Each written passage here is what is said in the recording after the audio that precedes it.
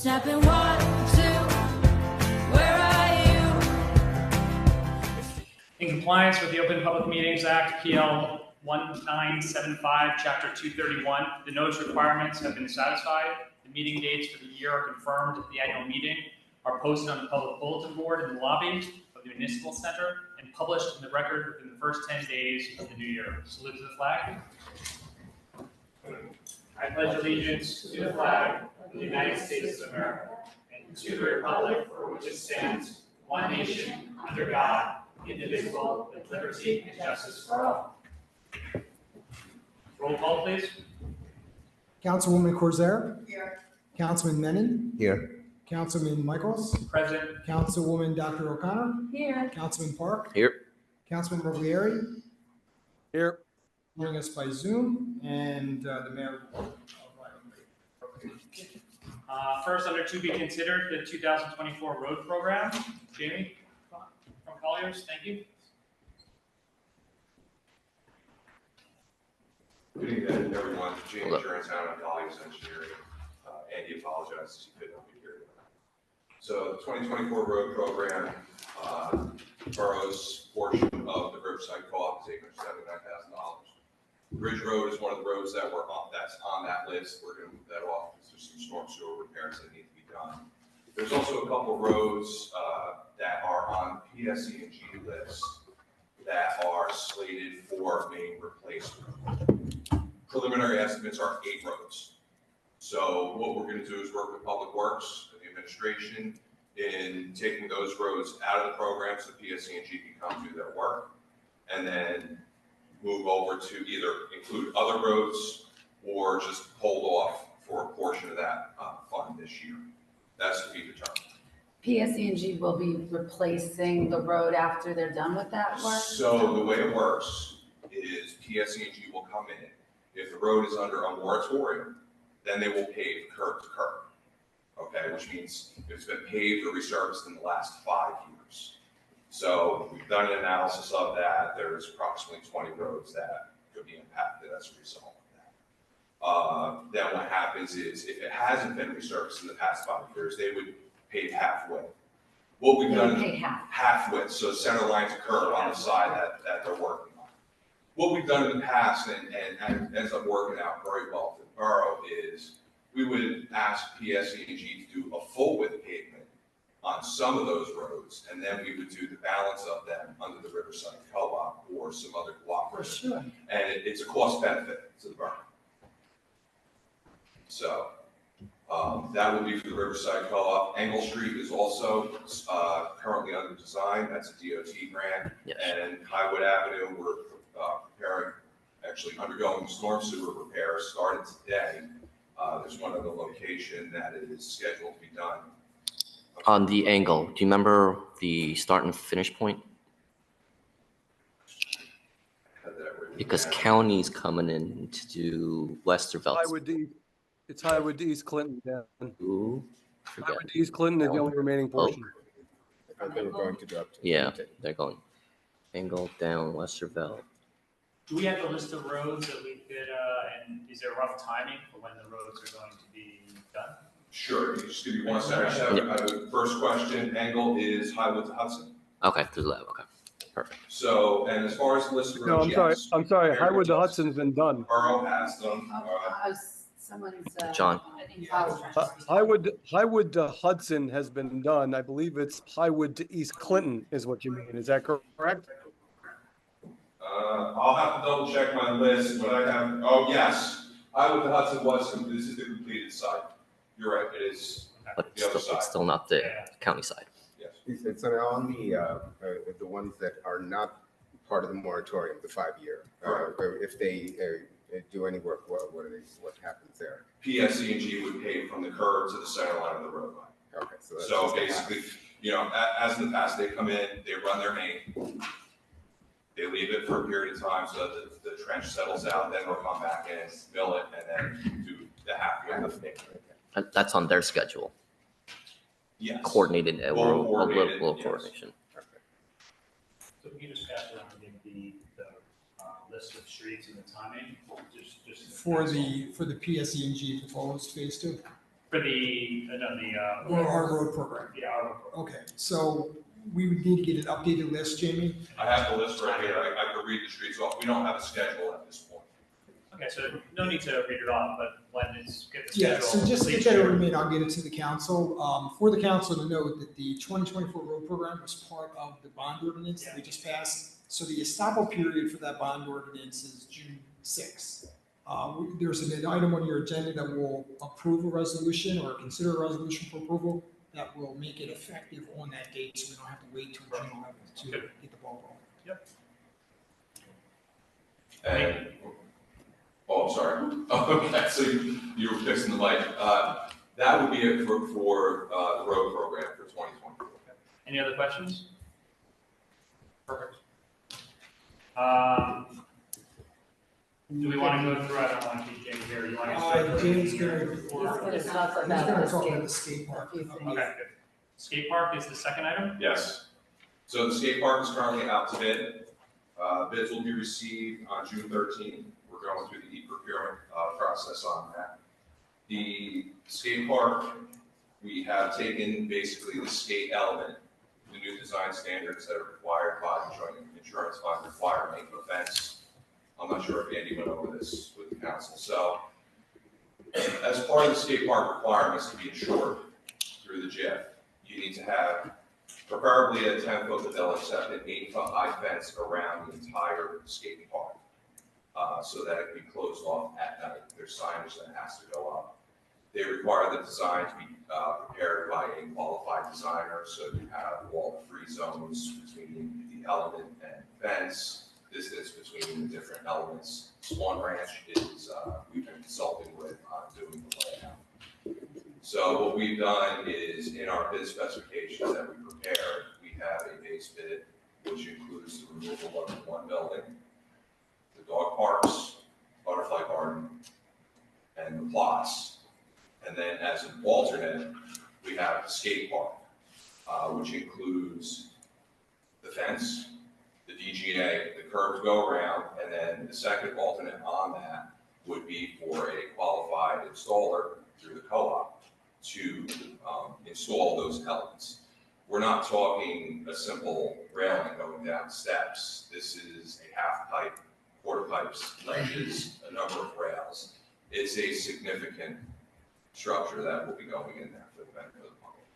So when you're talking about alternate bids, Yes. when you're referring to that, you really mean that you're taking this project and breaking it up for allowing for different people to bid on pieces of it with. What we're doing is because when we start taking into cost considerations, when we're designing something, we can take certain elements and the borough has the option to either award it or not award it and then issue a separate contract at a different time under a different ordinance for budgetary purposes, or if things change in the economy.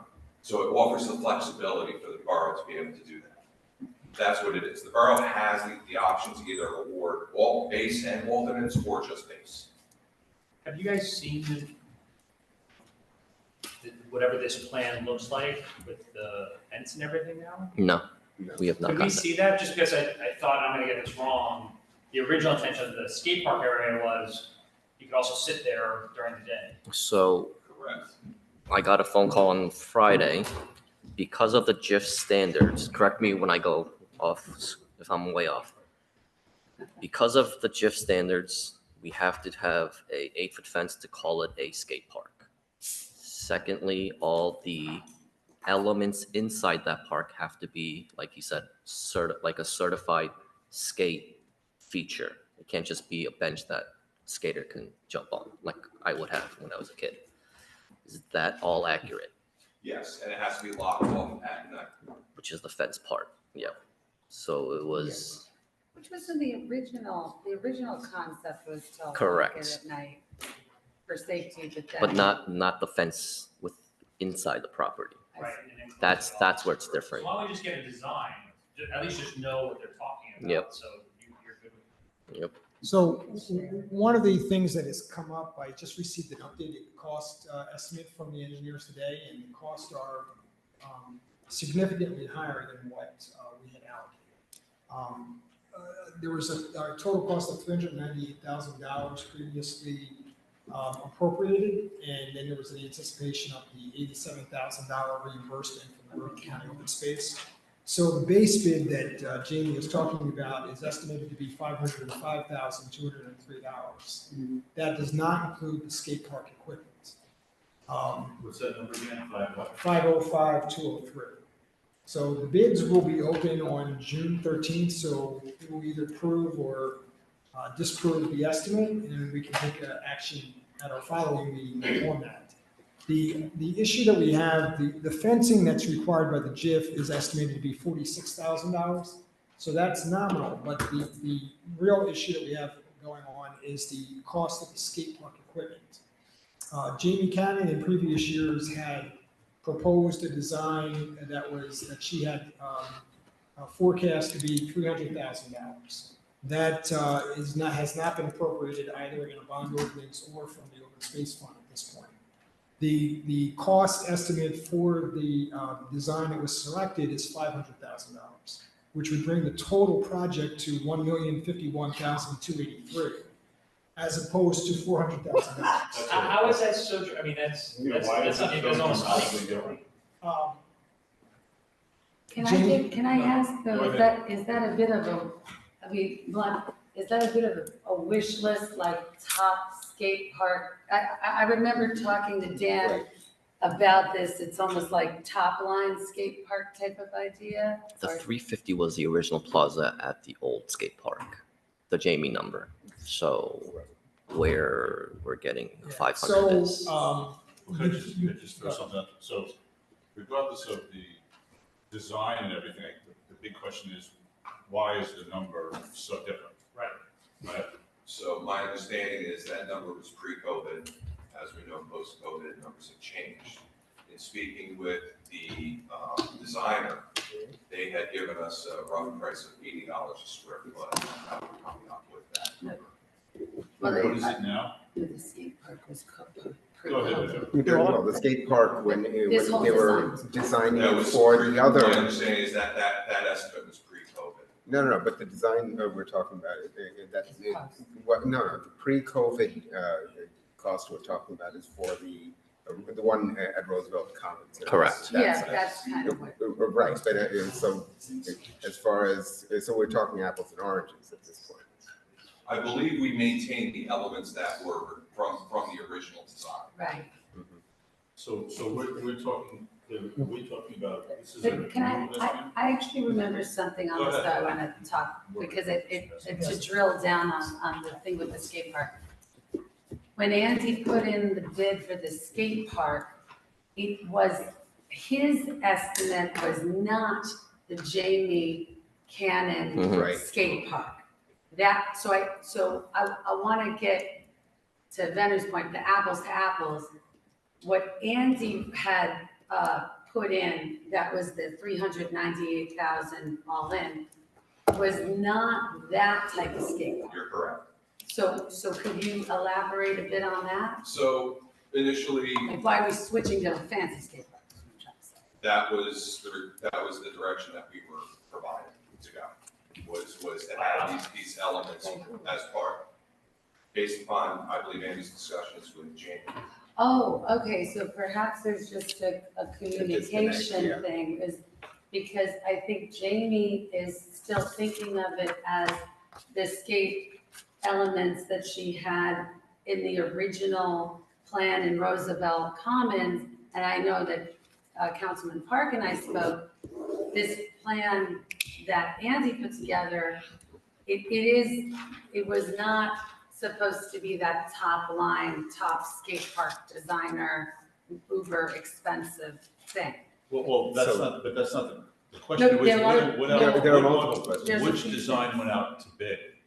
All three, what they did is Yeah, they a little bit. took the base, they added up the fencing, and then they added up, you see, $500,000 Just for skate park park alone. stuff. No, that's not my question. It's which design of the skate park Yes. went out? The, No, that's not my question. Okay? So I think- Julie is raising the point that maybe there's a communication, so I'm trying to establish which design actually went in the packet to the bidders. not what's here. The design includes a half pipe, Which is, nope. Keep, sorry. probably 4 or 5 ledges. I actually have a color rendering of it with me from the Okay, can we see the designer. I'd be happy to. Yeah, perfect. Just to make sure we're all talking about the same thing. So just between us, we had, you know, when it was originally proposed, you know, for the Roosevelt Commons area, we had, I think it was Spohn Ranch Park or whatever was the top of the line. And then we also got bids on a couple of the others, a couple of other proposals. And these 2 or 3, the reason why we never agreed to something is because we thought this was too expensive, the Spohn Ranch. And a couple of the others were a little more reasonable, but, you know, we never got to, yes. We never got to planning stage. Yeah. Or allocation stage. We never got to this stage. Right. Half pipe should have never made it, quarter pipe should have never made it. So, Is it something that Jamie, did you speak to Jamie about this, or? No, Jamie's been talking to Colin. Just make sure Jamie can. Yeah. There's a Jamie at Colin. And Jamie I can. know, I was just saying, wait. And there's a JD up here. So I think I drilled that, yes, so I think we all understand that the base has raised, okay, you know, with all this excavation and this, before we got in there. But not double. Not double. Right. Whereas the other piece, which was a skate park, which was far less than this $500,000, is the thing that's what we're zeroing in on a bit. So I would say if this is some stuff that we didn't want to go to bid, where can we, how do we get that done? Okay, that was exactly my question. this isn't what we wanted to go out to bid.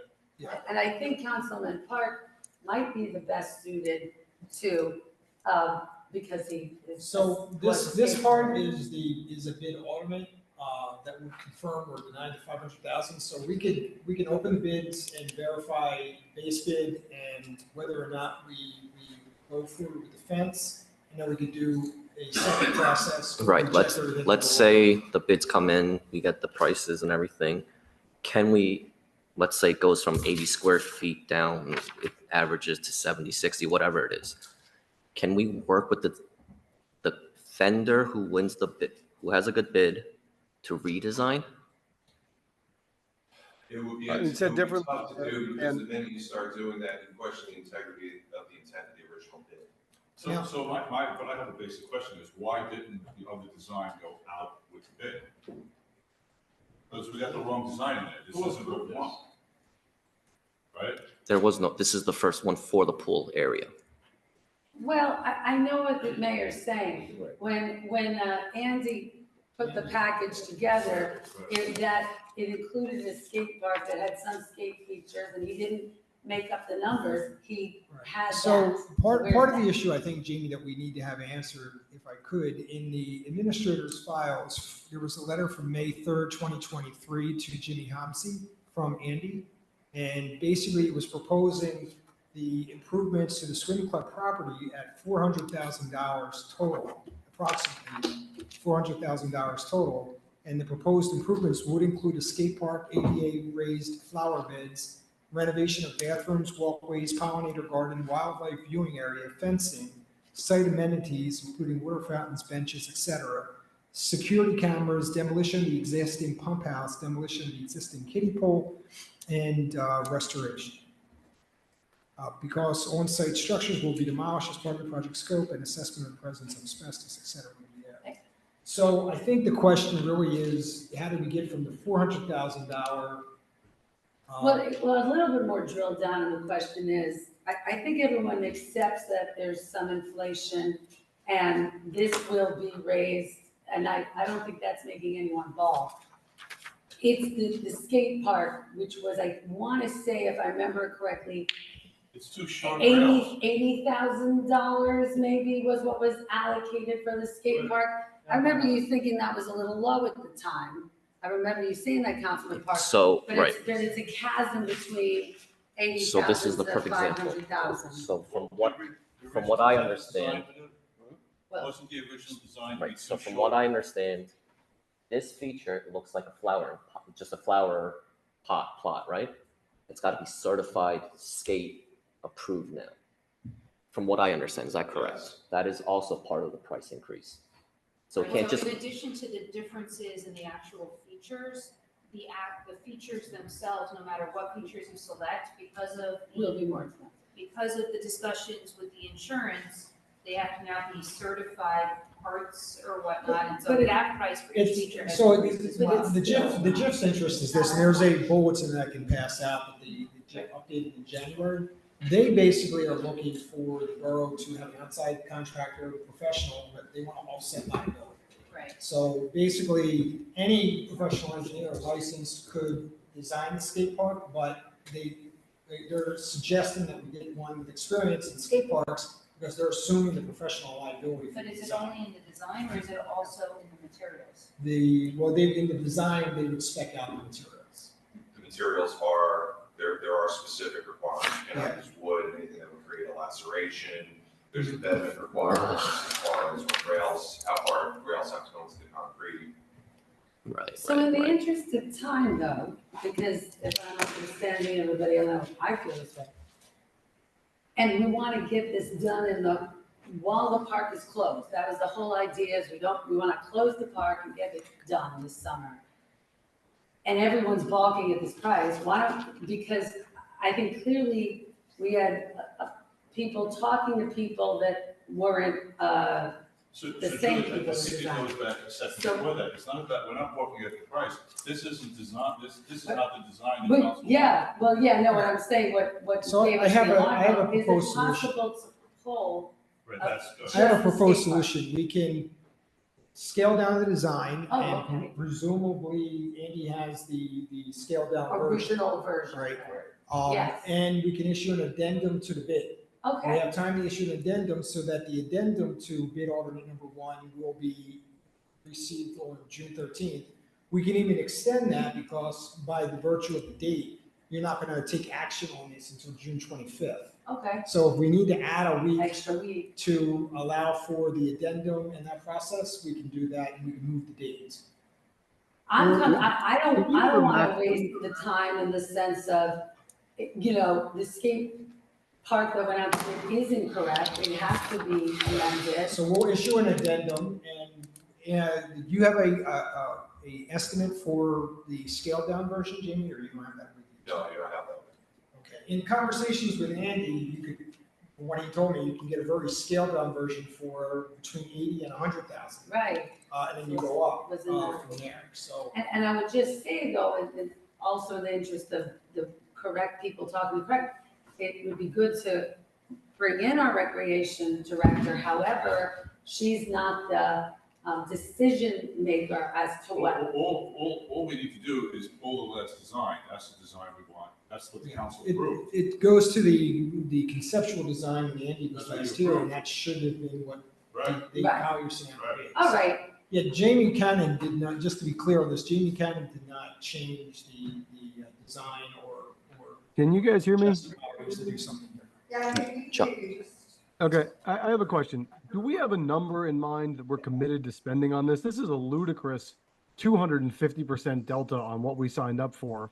And I'm curious, Sorry, Austin, we can't hear Talking you. Is it about possible to the see if you could make your side a little louder? Yeah, you may need to turn the microphone up all the way. is this at all better? I'm actually trying to connect it through my phone now because you couldn't hear me earlier. But unless I was just being unceremoniously ignored, which I would applaud you for. I'm curious, do we have a number that we're willing to spend on this initiative? We are going from 400,000 to over $1 million in this conversation. That is a massive delta. Did we approve a number? Are we operating toward a number that we can deliver on? And should we be backing into that as to what can we achieve with the dollars that we've approved, rather than going in circles and having this go out to bid multiple iterations where we could be over $1 million on a project that I'm quite confident we didn't approve $1 million for? well, John, I'm not sure if you heard, but yes, that's exactly what we're talking about, is what seemed to have effectively doubled the project was the price of the skate park, and that's what we're going to amend and reduce significantly, because that's what exploded the project, the discussion of the project.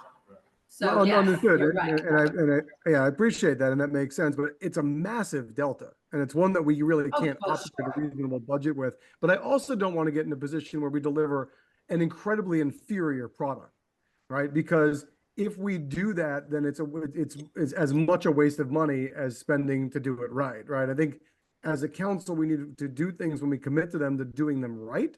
So if the delivery agree. is going to be subpar or embarrassingly cheap, then we should reconsider kind of what we're doing. I hate to say that, but I think that's an important thing to put on the table. I completely agree. I think it's a sweet spot, but we also don't want to be, charged for something we didn't all agree to either. That's all. Right, so we have copies of the site plan as the council approved, which was skate park at the last meeting. Probably conceptual that you need. Yeah. Yes, because we all have it in our email. I probably have it in all the emails. Right, we're not interested in changing that, right? That's what should be included in the bid package. And we understand, Mark, before you got here, we now need to include a fence, because Yeah, I that's, understand yeah. that, yeah. Yeah, and if the council's interested, I can send you the bulletin from the GIF so you understand where it's coming from, but, that's the aesthetic, detraction, if you will, from what the concept was that we had. Okay. All right, so I think we could stay sort of on target for action on June 25th, and we'll have the bids open with the. And then we'll know where we are with the numbers. And just one more request, if we can get price tags on each item, give or take whatever, That's a good idea. What's that? price tags on each item. Right. Like, So you is a know half what you pipe want to get rid of. 50 grand and a quarter pipe's 25, something like that. So you'll know what if Yeah. there's an element. And, you can take out. and the other good part is the spawn ranch services and the equipment are under the Bergen County Cooperative, so that would be a sort of a subset within the overall bid, so, that should be very easily identified, Councilman Park, as to what the cost would be. So we'll ask Okay, you to gotcha. detail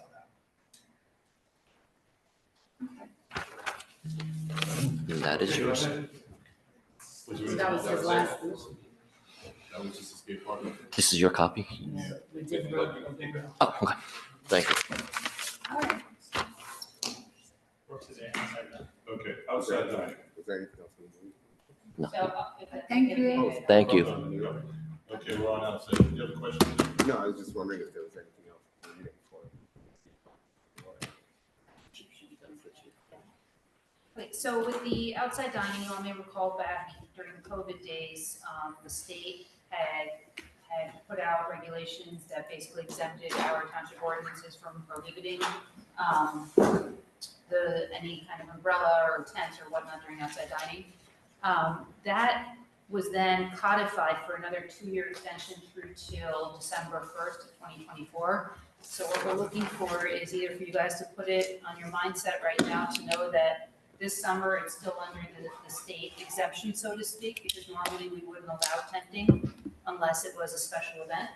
So David and I would need some direction if you would like to amend your borough code in order to provide any other instances that would allow for tenting beyond December 1st of 2024, or if you want it to go ahead and expire at that time, that is okay too, but just putting it out there so you all can consider whether or not you would like to change your zoning to match anything different. So is Tenafly gonna have tenting? But first, are you talking about tenting or outside dining and tenting as a separate issues, which is so? So you already have the ability, and you have a resolution on the agenda tonight to approve outside dining seating. There is a permit program for Okay. that already. Okay. The only thing with the outside dining that is governed by the statute that you don't already allow is extended use of a tent. You So allow it's about- umbrellas, it's you about allow And tables. tents are used by 130 Club, Axia, and Cafe and Chili. Yes. Okay. And is this for now? Private or And- public property? They may have taken theirs Yeah, I down, think they I don't took theirs recall. But is this on Public? So public? you are not required property. to allow it on public property unless you're allowing the outside dining to be on public property. But you can Obviously, be one of them. Oh, you have. only through this statute, Oh, which is gonna expire in December. So for example, Axia, who has the tent over their own parking lot, would no longer be able to do that next spring, summer unless we amend our borough code. So the question is, do you want to amend the borough code to allow for? Or can we do it one-off every year, just like we do the outside seating? You would know because they're outside of the state statute that put it till 2024. Your building and fire code officials can't approve it. They have no authority to approve it. Okay, so just not to speak for Adam, I'm going to rephrase this question. Mhm. Can, if the council so decided, could they amend the code that requires, say, someone who applies for the permit to do that, it's a 1-year permit, and every year they have to come Oh, back? yes, yes, yes. Yeah, that's what I was. Sure. He always says it more articulately, you know? I mean, he articulates He just it. knows how I think better. Does he have specifications on the tent, or is it? It's under uniform construction code, yes. That's going down construction. And then fire to codes. double back, is this private or public property permits? Wait, what? So, right now, the state law, Like, you know, it has to be certain colors, like, so that So- you know. That's back in, I guess you could put it into, to limited or to particular colors if you wanted to, sure. But you can't get into the construction, because that's all about construction. No, I'm fire talking code. about colors so that you can control the type or the quality could- or you- the. Yeah, we can certainly look into that. I don't want to say specifically yes just yet, but we can certainly look into that, yes. And then back to Dan's question, I'm sorry, you repeat. Public or private, or both? So if the borough has granted use of the public space, then it would be on public as well, or it could be on private only. The only thing I would just make clear is right now you allow outside dining on public sidewalks so long as ADA compliance can be met and other conditions. It is highly unlikely to fit a tent that is going to be able to keep the ADA compliance and everything else on sidewalks. But you wouldn't be required to give up the street parking as during the COVID days when you were granting parallel parking spots. You don't have to do that unless you wish to. So it's just something to keep in mind. You don't have to give me an answer today because, again, we're covered by the statute for we're the covered summer. by it for the summer. Correct, or until December 1st of 2024, excuse me. It went into effect. So that's sufficient direction for the building department and the fire department For this year, yes, for this year? yes. Okay, and you can relay that to them. So I'm going to ask a question though. What is the consensus of the council? Because the end of this year is going to be upon us very quickly. Does the council have a consensus to have the borough attorney draft some edits to the ordinance that the council can review about allowing the outside tenting? I like the idea of annually renewing, I think it's a good thing, but something we want to. Yes. So I just haven't, I love the tenting. I think it makes it great for our community. However, I do think that the Angelique tent, being it's a solid color, blocks the whole downtown when you're driving into it. So I think we should maybe consider having some kind of, where it has to be a clear tent, or some kind of specifications of the tent. I believe all of the tents are white in town. Like So I'm saying, maybe it doesn't have to be. maybe it Okay. doesn't have, Maybe it okay. doesn't have to be. But you're, it sounds I like, like the tenting, but that would be my only thought. Manu, Julie, Dan?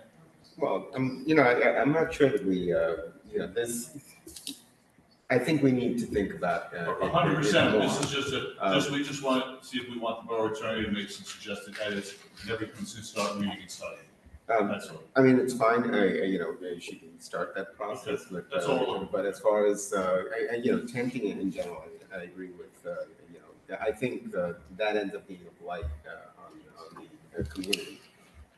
When it's at Cafe Angelique, that you don't necessarily have that same issue with an Axia where it's, Correct. on their private Right, property. maybe it needs to be So clear. maybe it should be a public. size versus private. restrictions. Okay, Size restrictions for There public are ones. size restrictions. yeah, You know. that's okay. I mean, they shouldn't, maybe size restrictions. John, you okay, the way our attorney's gonna do a little work on that, come back to us with some Yes, recommendations? Which is here from the I council. appreciate your input on the matter, fully supportive. Okay, so let's. Yes, fully supportive. Together, and the next couple of meetings, we'll bring it back to the council, see what we think. Thank you. Based on, you've got everybody's comments. Is it gonna be, she's gonna bring, the potential changes to the code, or just Right, it would be, ideas? it would, well, Ideas on paper, you know, that's. what I would recommend is looking at the section where we have our current outside dining permit and then adding in the ability for tenting under certain circumstances. I would also, put out there that you don't have to necessarily allow it from May to December like the state statute was. It could be a shorter term.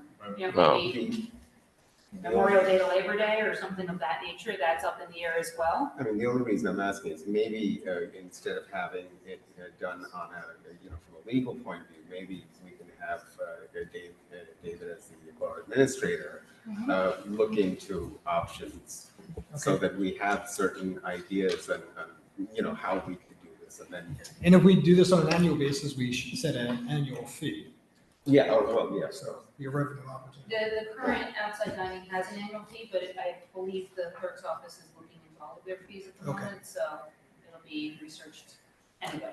So we'll have David, okay, great. Okay. All right, good with that. Let's go to the downtown mural.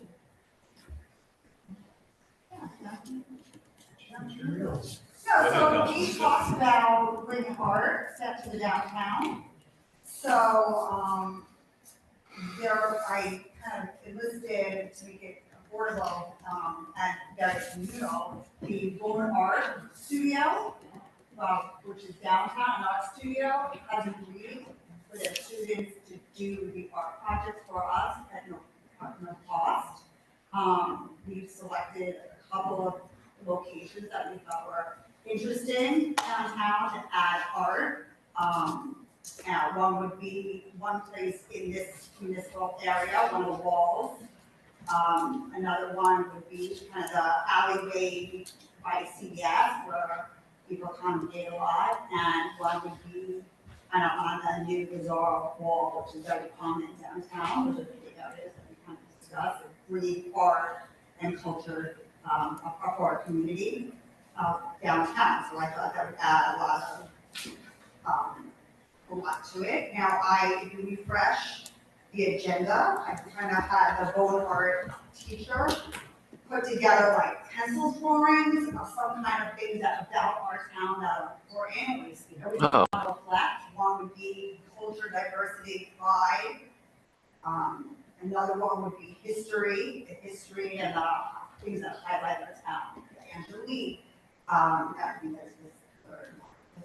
And then the school, the tiger, would be another kind of thing to highlight, where people can just add art, I think art's really important in our community, and I don't know, any more you want to add?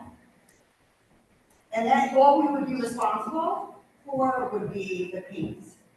They would do all of the murals and get all the equipment to do it. And would they have something that says like, done or developed by the owner? Bone art would probably be something on there. Yeah, like, cause it's Yeah, like a and it's collective.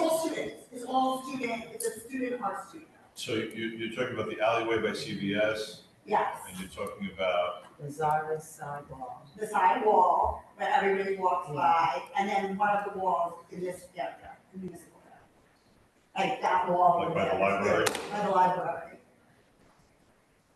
Oh, like in that alleyway by the Or that big library? wall here. Yes, in It'd be like a between, great place. You're The bike Yeah, side. like I picture people taking pictures when they're at the tea center and. You're saying or and, all Yeah, three all three. or, okay. Three walls. Well, I sort of one private property. I Go ahead. Yeah. personally like art, like I think that community, I like seeing murals in communities, like I do. So, you just mentioned that some are on private property though, Mr. Mayor, so. Last two. Right, two are on private property, and I owe Simon a phone call anyway over at CVS. And I'm one of the Worthy's buildings, so I've had a Right. conversation with her, but I know that when we first talked about it, she was open to the idea.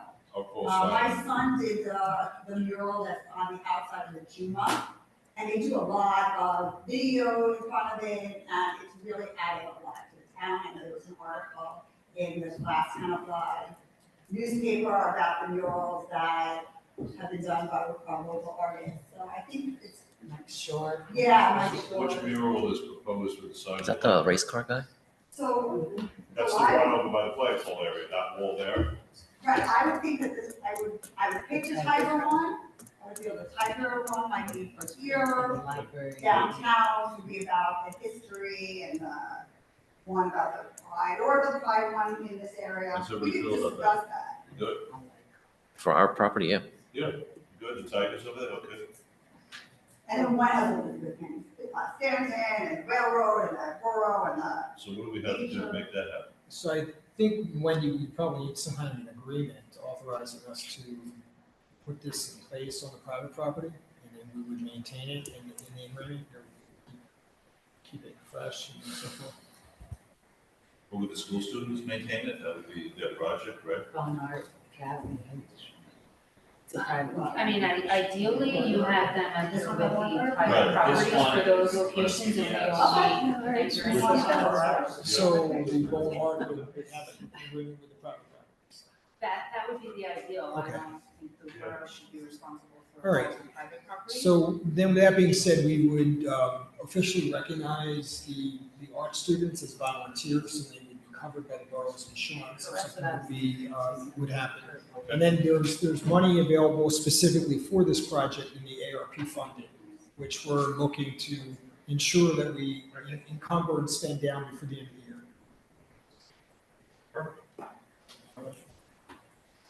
We would communicate Yeah, I'll with the students. communicate. How much money is left in ARP funding? There's quite a lot of money left.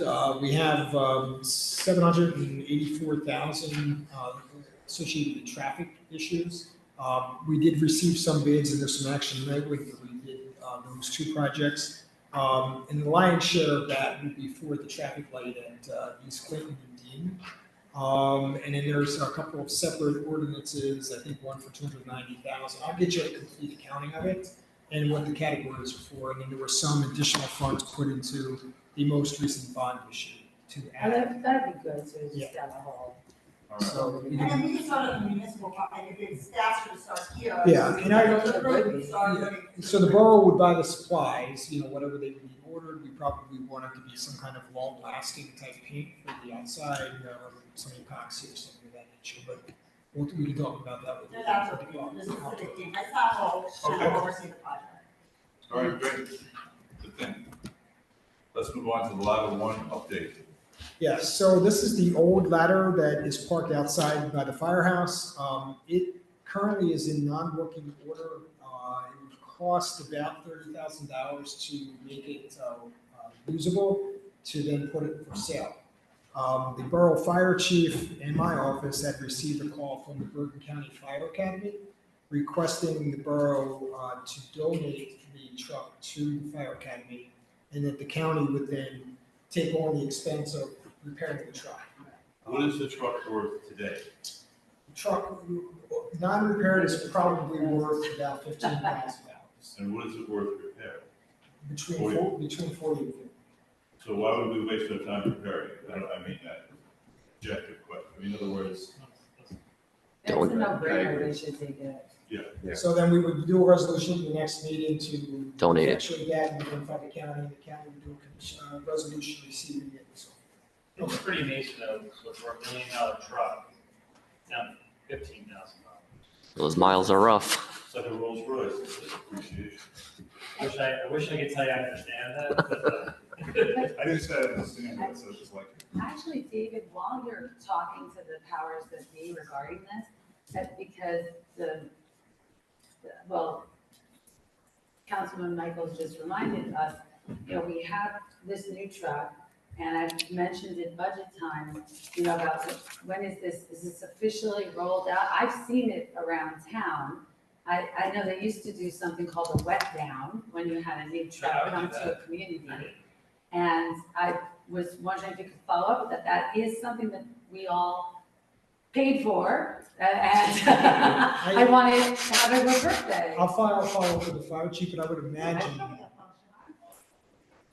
They're having an open house, we're having an open house, but but this that's is not a gonna be a wet house. down, that's for a new truck specific. And Yeah, usually they don't, volunteer fire companies don't miss the opportunity to showcase their new apparatus. right, We'll so, talk okay, about if you that. could, thank you, I think it's important. Okay, next item on the agenda is the bamboo ordinance. Okay. So back in 2021, we passed a bamboo ordinance to limit the spread of bamboo throughout town, mostly at the request of residents who didn't want bamboo spreading on their property. Right? One of the things, frankly, we didn't consider was that there seems to be just as many residents who like bamboo on their own property. And we've got this 10-foot buffer zone, and the question becomes is the 10-foot the right distance, or should it be 1 foot, should it be 2 foot with the metal in the ground to protect it from growing? But I'm no expert on bamboo, and I'm not sure any of us up here are experts on bamboo, and I'm wondering whether we should get someone in here, a landscaper or someone who's in that business to explain to us how bamboo spreads, how it can be contained and controlled, so that perhaps we can consider altering this ordinance to allow for the people who actually want bamboo on their property. It's invasive, impossible to kill, and it spreads extremely fast. 10 foot is probably too little. The what? 10 foot is probably too little. Well, so that's the question, because I'm hearing multiple sides of that story, that it's not the distance, it's the barriers. You could be an inch away and it won't grow past the barrier. You could be 100 feet away from the barrier and it's growing to the barrier. So that's why I'm suggesting we bring somebody in who really understands. I mean, you do that as well. Can't we just deal with pride, and then you can help us find the ordinances in 3 other towns on how they're handling it? We mimicked ours off other towns. I was gonna say in 2021, this was copying other towns. Yeah, so that's what it was done at the time that this ordinance was brought to your council. So this is the industry standard. It's not like Yeah. the answer. It's we don't want to be nicer with bamboo. We want to be stricter on it. Well, the question becomes, so I used to have bamboo on my property, it's gone. And with the metal in the ground, it didn't grow past that. Right? So the 10-foot buffer is a relatively, as I understand it from my own experience, is just an arbitrary number. Yeah, but It's all about how you contain it. it's good I on don't know if paper. there's an Yeah, appetite it's for it's that. it's good on paper. It's up to you guys.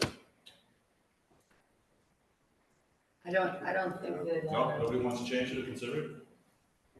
doesn't seem like. It's an invasive species. That's what I'm saying. You bring someone in to talk about it, so it's Yeah, the 10-foot buffer, I believe, if I remember correctly, and don't quote me because correct. my memory will last about 2 weeks, but it may have also been based on, in the residential zone, what was the smallest buffer zone. I think that's where that So- number came from, so not here's based on part of the any issue. horticulture. Here's part of the issue, right? So we have people who already have bamboo up. Their grandfather. Right. And so are they grandfathered in and they don't have to put the 10-foot buffer? So it's grandfathered in, but they can't plant anew. Right, they can't plant And they should be taking efforts to not allow it to run to the neighbor's property. So if it's grandfathered in, then they don't have to have a 10-foot buffer, but they do have to have. Well, they need to cut it in the buffer area. So the smallest buffer area being potentially 10 feet, but you're trying to encourage people to remove the invasive. They can have it in their own backyard. So when you say it's grandfathered in, does that mean people who are grandfathered don't have to, they can be within that 10 feet? You're between a lawyer and me. Well, I'm asking, because I'm getting these questions from residents who are lawyers, right? Right, look, practically speaking, there was no way to do a survey of the entirety of the borough to know what was here and what wasn't. Right. So there had to be a provision included to allow for some kind of grandfathering in. But at the same time, you also wanted to protect folks who didn't want it to run across to their property. Agreed. And so, again, buffer zone was selected as being the minimum of 10 feet. It might be more because it's not allowed in any buffer zone, with the minimum being 10 feet. So if you did have it and you wanted it to stay and you were grandfathered in, there was the provision for putting the metal sheeting Correct. in 100%. order to keep it on your property. So the metal sheeting is what people who are grandfathered in have to do. It's 2 things. It's metal sheeting and not allowing it within a buffer. So there's two things that And have that to be done metal here. should make sure that it doesn't. Correct. It's successfully containing it right now. So Mark, I guess, Yeah, I guess the that's idea of what's what- grandfathered in means we're not making you take it out of everywhere on your property, but in effect, it was making them take it out within the 10. Right, in order to try to limit it from running Chips. and encroaching on somebody else's property. That was where the council came at the time. That's, through the review of different ordinances, that's what we had found seemed to be the most consistent. The buffers obviously are different when you go town to town, right, of what a buffer zone is. But if I'm not mistaken, most of our zones, the minimum rear yard for construction purposes and side yards was around 10 feet. I would like to know if that's being effective, like, are people that are they running into trouble that it doesn't matter the buffer zone, it's still getting into their yard? Or is that an effective? No, so the buffer zone doesn't stop bamboo from growing into it. Unless you the only thing that's gonna stop is putting the sheeting at Metal. a sufficient depth, because it's called running bamboo, what we're actually trying to limit. And it's, I don't know if we've ever Walking had bamboo it, is fun. only running. We don't like physically fit bamboo, so Just it's not even late yet. Okay, so I think more conversation is gonna come about this whole grandfathering topic. And I'm certainly not an expert. I'm happy if you'd like to get an expert to give better guidance as to where it can go.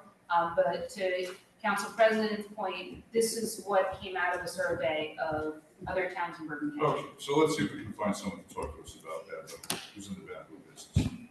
Okay. All right, next topic, speed bumps on Leroy Street. So the chief of police was invited to come tonight, and he and the captains are at the JCC. They're being honored in an event there. He was hoping to be here by 8 o'clock. Obviously, it's running later than that, so if So we could we'll defer this defer until. this till later. All right, we got This is why we have the best chief around. That's pretty impressive. How are you? I'm usually applause. Did you get booze or cheers? Your timing could have been All right, You're so, getting honored, you're You're coming on. into a bar. We're up to you, perfect timing. And this is for, again, Speed bumps on Leroy Street. The speed bumps, the topic. before I start something, I just came from the JCC, I guess their annual meeting, and they recognized me for Aaron, something that he said very kind words. Thank And I know you never miss meetings, and I did tell them on the way out that I'll see you. So I do really that. Thank On Leroy Street, so whenever there is a complaint, concerns about speeding, the department, the traffic bureau has a device. It is a speed data collection device. It's in a box that we attach it to a pole or a tree, and what it does is it reads cars, it counts cars, and it reads their speeds, and coming and going direction, coming to you, racing direction 1, direction 2, and we'll put it out for a period of about 2 weeks or so, and not that we dispute complaints, because obviously, people, they see it, and they're related to us, but what is the averages, what is really the activity there? I hold in my hand, speed enforcement evaluator, it's the results, and I can give you a copy of this, and this is for a 10-day period, and in that 10-day period, 2 different directions, 13,000 cars, 9 days, 13,000 cars pass through there, and it breaks it down in increments of speeds, speed brackets, 21 to 25, 26 to 30, 30 to 35, and the vast majority of the vehicles are traveling, 5,000 of that number is within 26 to 30 miles an hour, 2,500, almost 2,600 are within 31 to 36 miles an hour, and then it drops off dramatically with vehicles obviously over 36, and it just gets a lot less as we go up. So the vast majority of people are actually driving the speed limit, are driving appropriately in the neighborhood. You always do have the outliers.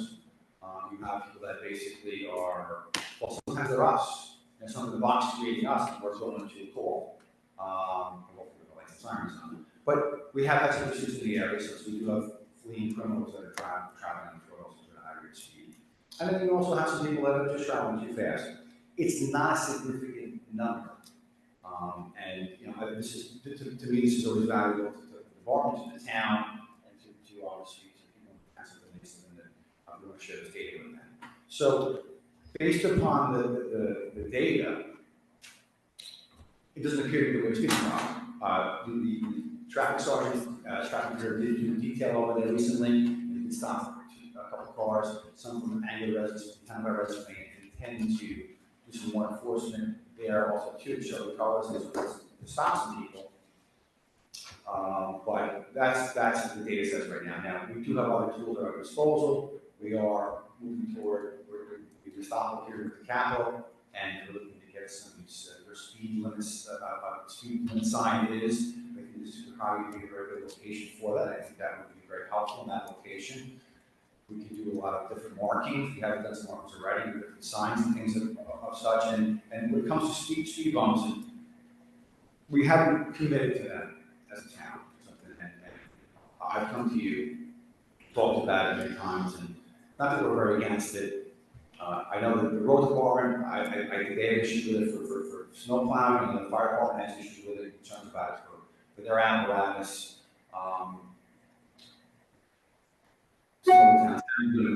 Years ago, we did have portable ones, and the portable ones we had probably were not really, this is a long time ago. I think it's probably appropriate for, they weren't parking lots in the streets, but there are ones that we can purchase. And if the town wishes to try them, I would be willing to maybe buy the portable ones. I'd like to talk to the traffic engineer, because obviously you're the fastest to the roadway. And maybe we apply them there, and we see how it works. And we'll keep the speed data again. And maybe if we see improvement, maybe that's grounds for permanent. If we don't, maybe it's grounds for taking them up and putting them somewhere else. Yeah, sure. You talk about the portable ones. Well, thank you for coming, first of all, Chief. If you have the portable ones, will that solve the problem of? It won't solve the problem of like the emergency vehicles going to an emergency, but for DPW with the snow, is that easy enough to remove when they need to do something? So if they're portable, that's something you could consider. You bring it to maybe they'll remove something around the autumn and winter time, or something that's maybe a consideration. But the technology's changed. The ones that we had in the past, we had a very sticky rubber, and they would kind of adhere to the roadway. Now I think it's something they have to kind of fasten to the road, probably a bolt or something like that, to keep in place. But so we probably, remove it, repair those holes. But I could look into, wish you to do so, I could look into portable devices if you want to go that route. It would be interesting to know two things. One, what the portable device costs. Yes. And number two, if we test it out on the street, which street would you recommend? Based on the totality of all these conversations we've had over the past couple of years with requests for speed bumps and speed on those things. Well, I know we have our site set on Tenafly Road by Stone School. That's always been a problem or something, and I know that. Tenafly Road, you said? Yeah, and that's one of the locations that I want to put your speed limit sign, your speed limit signs, and your speed is, and slow down, you're going too fast, but then if you're going the right speed, like I told you before, we all have a tendency to a little bit over, and when the spotlight is on you and it's flashing, it does have, I think, a beneficial, it does slow you down. You don't want to have that thing signaling you out. Is it going to stop the pump completely? No, but it can reduce speed and obviously has it down.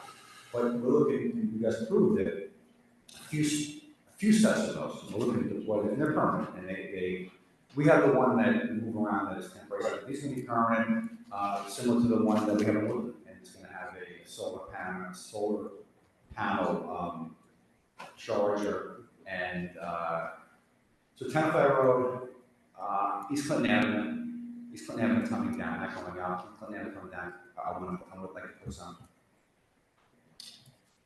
Leroy doesn't really have the data. That's the thing. So, but there's a few streets. That West Clinton Avenue and West Clinton Avenue coming down the hill also too. Obviously you have a problem coming down the hill, and West Clinton Avenue is a little more narrow as you're coming down toward Froggy Park and that area. So I think it would be very valuable there also too. So I think they're gonna have a positive effect. Okay, Would you like a question to do? I was just wondering if we're done with the discussion, maybe we could just, I think there are a couple of people here in the audience who may have an interest in bringing something. Okay, sure. Okay, so then. On Leroy, speed yeah, bump? yeah, on speed bumps and things There are related to people it. there too. Oh, What? Public comments like 2 seconds away, yeah, so. okay. So then, But just, I just want the chief to say. just since we have the chief here, Councilman Park and I have received a couple of comments from businesses on Washington. I'm totally probably making this up, but it's now currently a 2-hour parking. So, It's always, yeah. okay. So one thing we wanted to see, if we talked flying around different ideas, trust the chief. Does this make sense? It's a bit long, so what's happening is a lot of stuff that we want to do on Washington Railroad is more in and out, picking up flowers, picking up food. But in 2 hours, it's quite a while. I don't know what would happen if, and again, an hour, 59 minutes, 1 hour, 1 minute, whatever the right time is. Yeah, because you're like classes that are an hour. So I think that's the intention that we have to talk, and again, just trying to talk about, I don't know. So, this is where the institutional knowledge comes together. It's been around a long time. It used to be 1 hour. How long ago? 20 years ago. Don't answer, don't answer, don't answer. So here's the thing, so it was changed, and I'm not trying to be complicated, but there's a lot of salons in town. And I think one of the issues was that some people go to, it takes longer than an hour to go, for those services. And it's probably other things also too, but as the councilman was saying, and you have classes now, the hot yoga and meditation. So what? Could you have a mix? Could you have 2 hours, 1 hour? Okay. So why don't we, as long as there's no safety issues, I'll speak with our fellow council people, we can figure out one side do something different from the other side. But what you don't want is everyone sitting there for hours. Equally important, why I want to bring to your attention is, if the answer is, Adam, I can't, I'm not gonna be able to manage it, enforce it anyway, it makes no sense to put it out there. But I appreciate by doing this, we would need enforcement. We don't have a parking enforcement agency, but we enforce it enough to keep people on their toes. We can enforce it. And that decision comes from you. So you want 3 hours, you want a half hour, that's what you decide, something that I won't enforce. Sounds perfect. Yeah, so I had another question. It's related to 4CA Court across from Knickerbocker. Yes. I wanted to ask, I know there's a PSC&G issue with regards to, lighting poles. However, I believe you were working with the county to determine a crosswalk striping schedule. It's coming, and talking to Mike Cassidy, director of the DPW, and he's been around, he's a Phoenix deputy director, he's very savvy with these agreements and this and that, and he saw a flaw, he thought in how things were written, and that it's something that we would have to do painting and the contractor would, but we've been in contact with the county, and they are getting that contractor to paint, and there's a vendor, and we only held off a little bit because PSCG is supposed to come in and rip up a certain part of the road, and the thermoplastic expensive, and you put it down, rip it up, but how to replace it. But we found out that they're actually going to be just north of that and not affecting. So I think within a couple of weeks it's going to be with signs. So you would have it with signs, that's our part, and this lighting project for PSC&G to come be a little bit north of that, you're not going to wait on that, basically. The lighting thing I have nothing to do with, Yeah. but that's on the street though, right? That's on the court. That's on 4CA Court. Okay. Is that There's gonna three be a little bit No, long? there's three foundations that have already been Yes. installed by the builder. Okay. PSCG has ordered the lights. They take a ridiculous amount of time to come in. And then we're waiting for PSCG's lights to come in and then they're going to install. Oh, that's totally nothing to do with Correct. you. You Correct. think this will happen within a couple of weeks? Yes. That's signs and striping. Yes. Awesome. I'm certain. And we're not paying for it, which is good. Okay, great, thank you. Thank you. Yes. So Chief, you'll put together a little thing for us on where you're going to recommend the speed bump will be. and temporary speed bump and the cost, generally. Okay. Yeah, so, Can you wait here a few minutes? Yeah. Because we're gonna do public comment time now, and we may have people who have questions. not a problem. So with the council's indulgence, I'm gonna switch administrative report to public comment. Okay, we'll go to public comment first to save all the residents some time this evening. Okay, public comment time. Audience members wishing to speak will have a 3-minute time limit to address the governing body on any items on or off the agenda. Large groups are asked to have a spokesperson represent them. Okay, would anyone like to speak from the public? Please, come on up.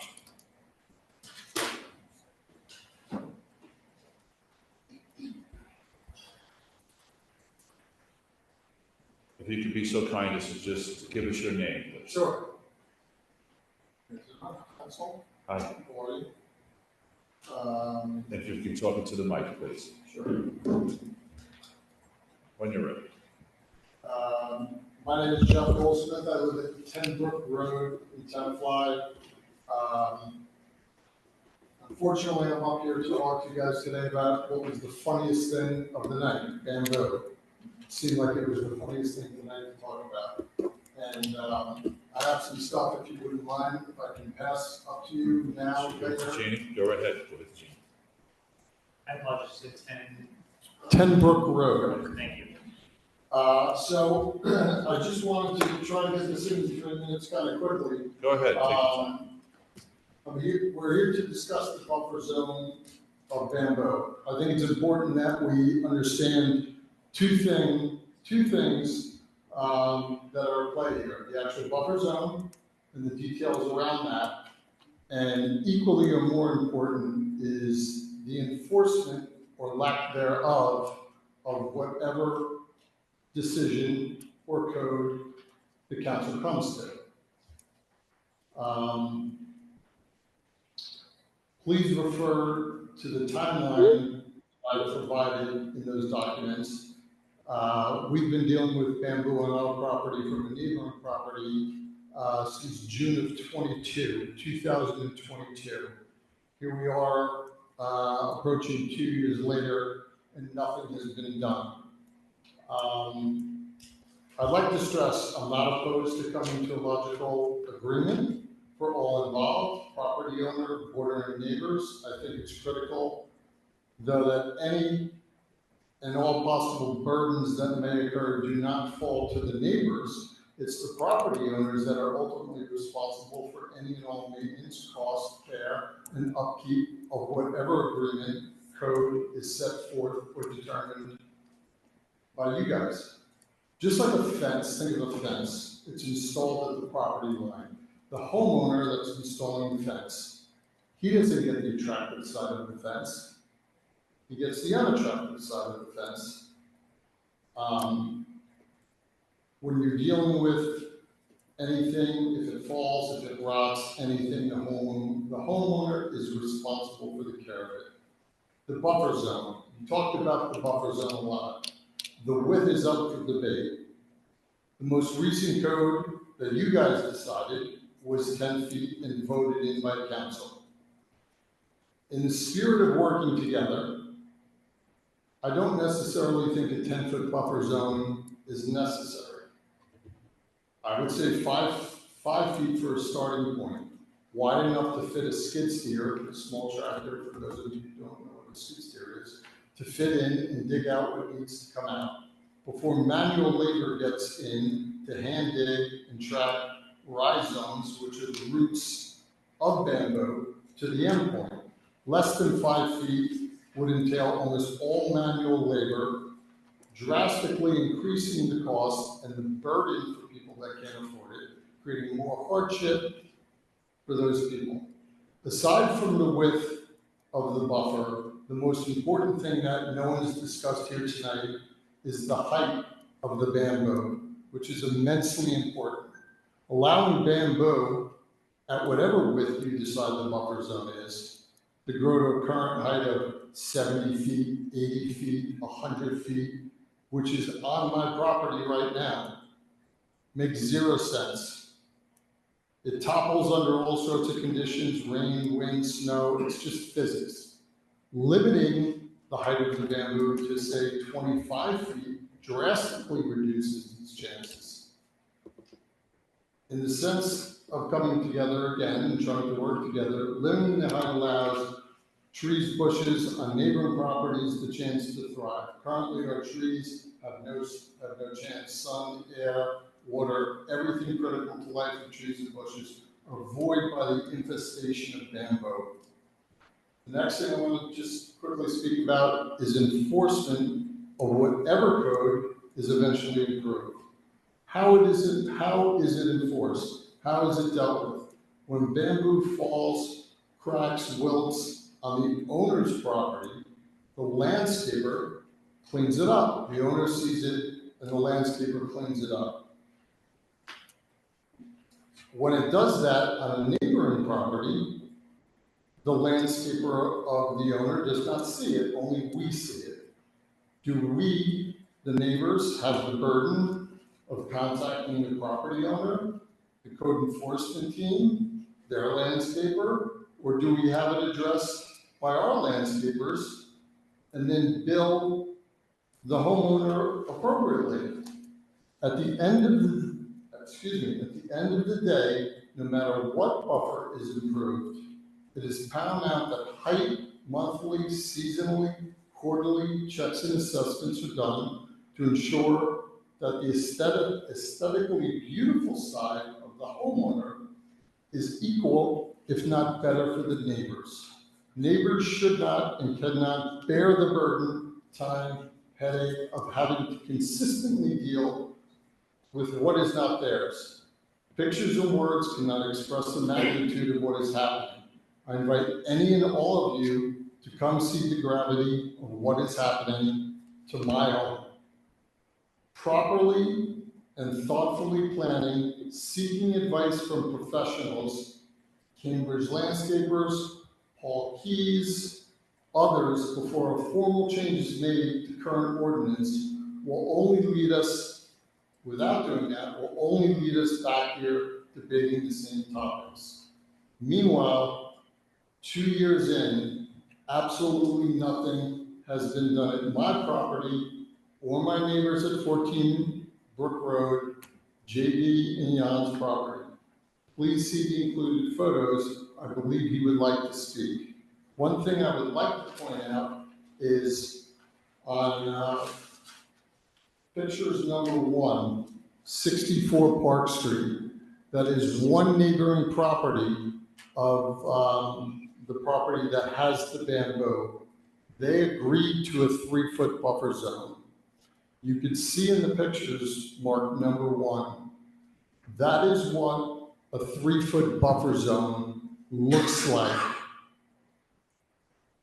If this was your property and you agreed to a 3-foot buffer zone, do you want to go out in your backyard, have a barbecue, have neighbors, have family, and look at that? Bamboo is falling, the fence is falling apart. The width of the buffer zone is not as critical as the height of the bamboo, allowing the height of the bamboo. And as you guys said, I think you said metal or aluminum barrier. I believe within your ordinance, it specifically says a type of barrier, poly, I don't know what it is. You can read it in there, I've included it in there. And enforcing, if you're keeping, if you're allowing people to keep their bamboo, let's say a 5-foot buffer zone, ensuring that what they're putting in there is done properly, almost like a new home. You have to have the fire department come in and say, yes, this is approved. Because otherwise, as you can see from the other pictures, roots, bamboo, we have bamboo on our property. We have bamboo growing on our property. We have shoots everywhere. JB and Jan's property, they have a pool. It's growing up to the deck, the patio, and these bamboo shoots coming up everywhere. Why are we bearing the burden on something that they want to have aesthetically pleasing on their side, Please walk their property. It's beautiful. Walk our property. It's a nightmare.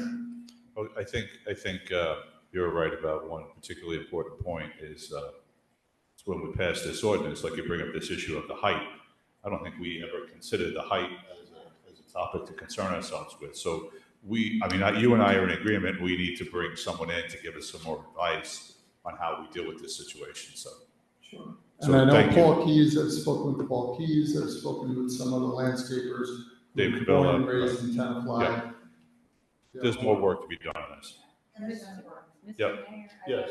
according to the pictures though he just showed, those are clearly though much closer than the 10 feet buffer. Like, when he brought up enforcement, seems like it's non-enforced, right? The removal of the 10. No, and just to your point was that we declined the proposal that they proposed to us. There was a little bit of a lack of trust on our side of what was going to be enforced. So we declined it, and we said, no, we're going to go by the code.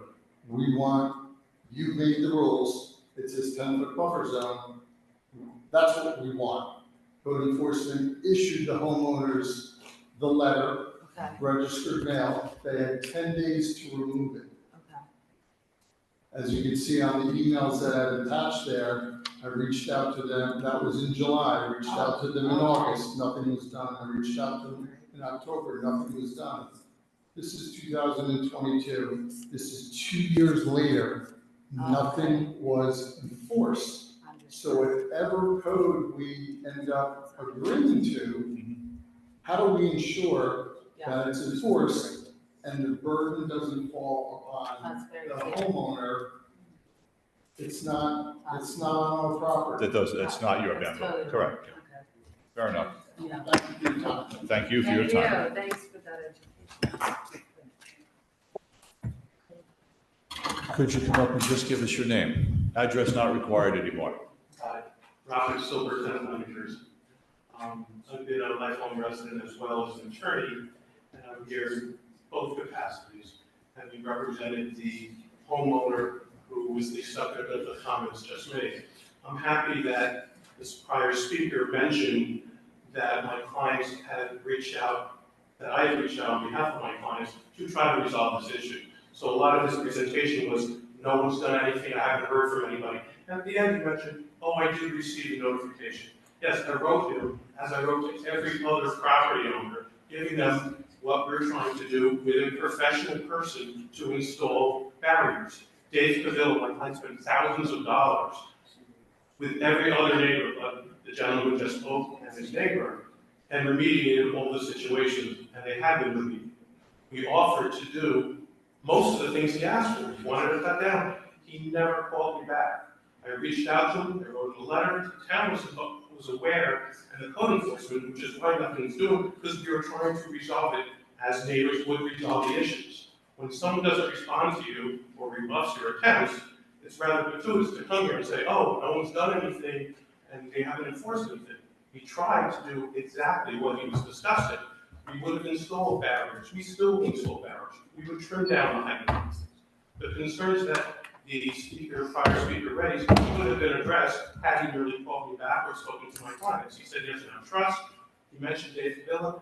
My clients didn't do the work. My clients employed a person who I fully support the mayor's suggestion of bringing an expert. I'm not a bamboo expert, but I do know, and I spoke to Mr. Cavilla at length at the property, of what can be done to remediate this issue, and it can be remediated, it can be controlled. If people want to, that's why every other neighbor on the property had these systems installed, and they've been very successful doing so. I don't know, in terms of the prior speaker, what can be done to remedy his situation, because I don't think he wants to remedy the situation. I think he just wants to have a personality issue with my client, so therefore nothing. But I do welcome the council's involvement to try to address the issue. And again, if you would like to return my call, I'm more than happy to resolve this matter with him. I think that neighbors should try to resolve these kind of issues and not necessarily have to resort to board or ordinances. I understand if people don't listen to, don't abide by them, or don't disregard them, that's one thing, but in this particular case, my clients have done everything possible to try to address each of the concerns of all their neighbors. Again, the majority of the neighbors have had new systems installed and no complaints have done. My clients agreed to maintain the issues and also do the necessary work on both sides of the property. So the suggestion that my clients were going to neglect the other side, that's not true. We specifically had an agreement with the neighbors that we would be responsible to do the maintenance should anything go on to the other properties, and Mr. Davila has been hired to do that. Thank you. Thank you. Who else would like to speak? Come right up.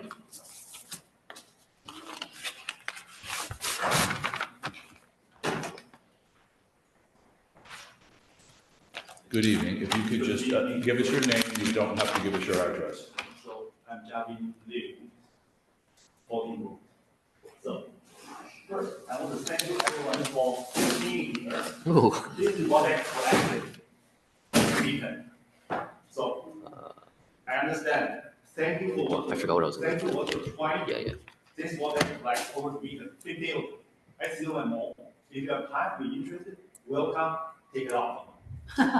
So, Ms. Silver mentioned, July 2022, we received a letter about the intention. So I have a copy of the letter here. And then on September 9, 2022, we submit a letter to the borough with our decision. We strongly recommend let's follow the code.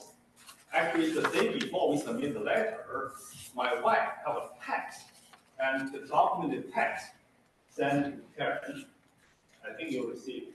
Is that right or not? I don't know if you would like that information or not. All right, just if you could just address the council, it's helpful. Correct. So Thank you. we notify them our decision. We really want to work this out, and nothing personal. We appreciate their effort trying to preserve it, try to make it work. But we feel that if we already have this ordinance, why not just enforce it? So we did some research here and there, and as most of the councilwoman pointed out, 10 feet actually is on the very, very low side of the normal recommendation. They recommend 20 to 30. Again, I'm not an expert, but that's it. They call it running or walking bamboo for a good reason. It's not just the bamboo, but also it kills others. The tree, my tree is dying. And so what should I do? Should I cut the tree? And also my sprinkler system near the fence are not working. So when we try to turn it on, it's gone. Now I have bamboo always kind of like a point out by my pool. So what should we do? So I really kind of like begging you guys, I hope you guys will do the right thing and try to reinforce it or enforce this whole thing, please. And now it's already, I would say 8 to 10 feet in my property line. Very soon, probably my yard and bamboo will point out from the grass. Okay. Yeah, I think the one thing we all agree on is none of us fully understand how to control and manage bamboo, which is what we want to get to the bottom line, how to deal with that. And so I talk to people about this is that yes, you can contain, but no matter what you do, any barrier you use have a lifespan. When it runs or breaks through the cement or metal, all this, it's just not like, there is a slowly growing human. What you do is I think, it's fine. And once it goes certain time, cut a little bit and keep it there, and just keep it there, fine, it looks beautiful. I love it, it's beautiful. But once it goes certain point, just cut a little bit, I don't think it's for the long run, it's good way. Okay. Yeah, also you think, I don't know, 10 feet, 8 feet, or 3 feet or 5 feet, and now we have a roof falling on our side. Right. Our fence, we have to put a thing to poke it to support the fence. Otherwise the fence will collapse on our side. And so I think Jeff already showed some of the picture and the taken from our side. Okay, thank you. Thank you. Thank you very much. Thank you. Yes. Who else would like to speak? evening. Thank you for giving us the opportunity, and I hope you enjoyed the bamboo show. I do. Okay, if you could just speak into the mic and give us your name, Of please. course, my name is Yan Song. I live at 14 Grove Road. This is my husband. Okay. Been speaking about what's happening with the bamboo. I guess my biggest concern is the lack of enforcement.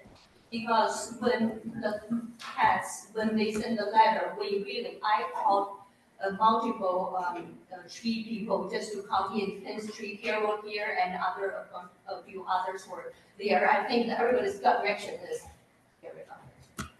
I listen to the professionals. I think they look good. They provide privacy. Otherwise, I think their house look into my bedroom, but not their bedroom without my boots. But it's a sacrifice I'm willing to take. I'll get purpose. It's okay because you all saw the effect of the bamboos on our properties. Imagine sitting in the morning coffee and then realize something just suddenly wasn't there the day before. Bamboos can go really fast. It wasn't there the day before, and then, oh, where did you come from? And you're like, oh, where did you come from? The lack of enforcement is, again, what I was trying to say is about when we don't agree with their proposal, we send a letter to them, to the borrower to say that we don't agree, please enforce. That should have triggered their action, the borrower's action, to say that, hey, you talk to the neighbor, they don't agree, please, take care of it as the code says. But we don't agree, what treatment do we get? We got nothing. Nothing was done. When other people agreed to a buffer zone, theirs were taken care of. We won't when we don't agree, and this is what we got. We've been very patient. It's been 2 years, so I think you can agree on our patience. We want to give the owners time. Okay, it's winter, you don't dig up. Okay, it's the first spring. It's now the second spring passed already. It's pretty much summer. There's nothing done, and now they want to do something different. I don't know exactly what means they want to do, but I think they should have done what they were asked to do. I ask you, all of you, please consider that. And, I have more bamboo at home.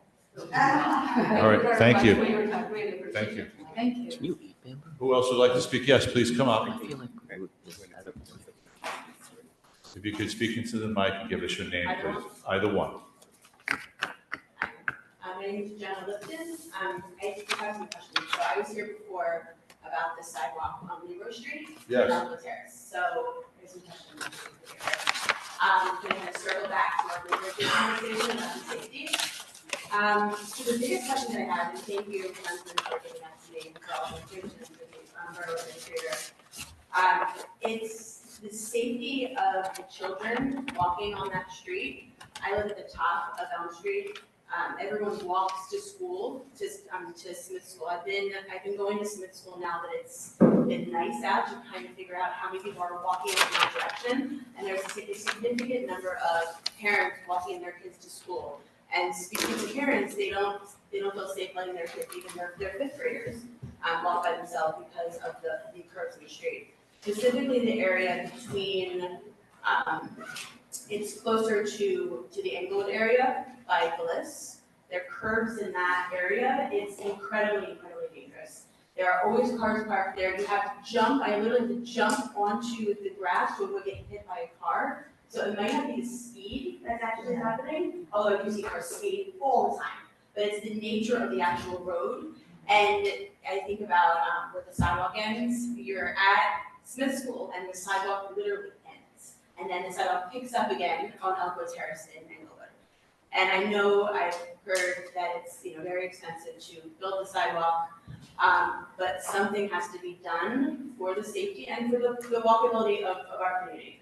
And I live in the second house that I go into Tenafly. I was in a different part of Tenafly at that time. In my first house, it was a lot more walkable than the area that I'm in right now. People want to walk, people want to be able to be safe walking their dogs and with their kids, and it really doesn't feel like a walkable area. Can I ask you a question? Where did we leave this? Weren't you going to come back to us with a sense from the neighbors of where we are? Was that already done? Yeah, you had only had, you had said there were 14 property owners and you had heard from 3 of them. So have you heard from So we've additional? been reaching out to not one person has given us any negative feedback. So we only receive positive from every single person who lives on the street. put a sidewalk on all the way from Smith School to, on Leroy, from Yeah, Smith all the way down to Englewood. Mayor, I believe you had asked the engineer to look Yes. into the alternatives because of the elevation changes in the road. And we actually talked about putting the sidewalk into the street, right? Right, so I believe Andy was correct. Doing the traditional sidewalk was somewhat cost prohibitive because of the different elevation changes. Yeah, So there I was believe you asked a Andy. conceptual cost of about $750,000 because the retaining wall and right away maybe needed to be bought as well. We talked briefly about a safe route to schools grant application. So if we were to go down this road, we probably ought to explore that.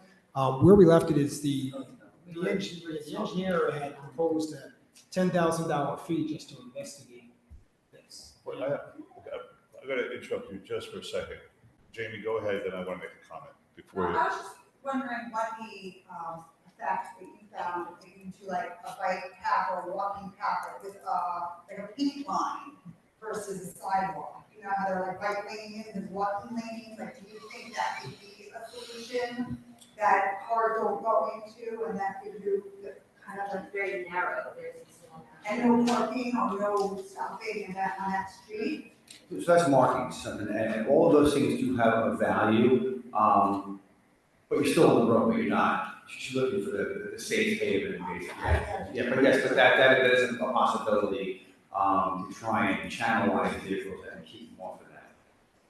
Sidewalks is something we can install some places, but I was impressed that Andy Hippolyte, the engineer, knew the elevation issue, because it is drastic, and I don't know how you resolve by that from home.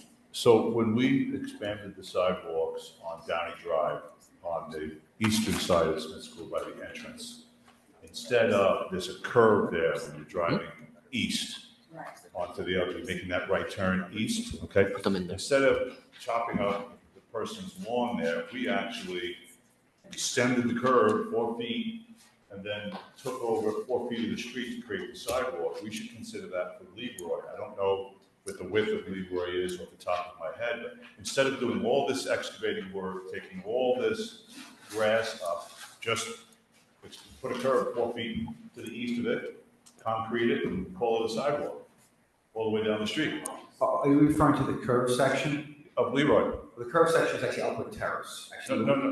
No, talking about Leroy, right? Well, it's Leroy becomes. Right, Leroy, no, I'm saying straight from Smith School. Yes. Instead of putting the sidewalk, what we naturally do on people's property, okay, it's because it's within the right of way, and you have all the elevation issues. Avoid the elevation issues and put the sidewalk in the street.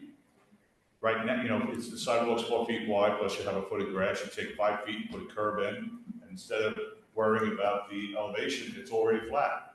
And then you take it all the way down to Elkwood. Solves the speeding problem if you narrow the street too. What's that? Say it again? You naturally drive slower on a You drive narrow. slower on a thinner street. Yep. Can I also, like spitballing ideas, when the chief mentioned that we're gonna be purchasing these temporary speed bumps, I'm gonna look into them for you. or you're looking into Yeah, yeah, purchasing, yeah. so then I think the question was where best to put them.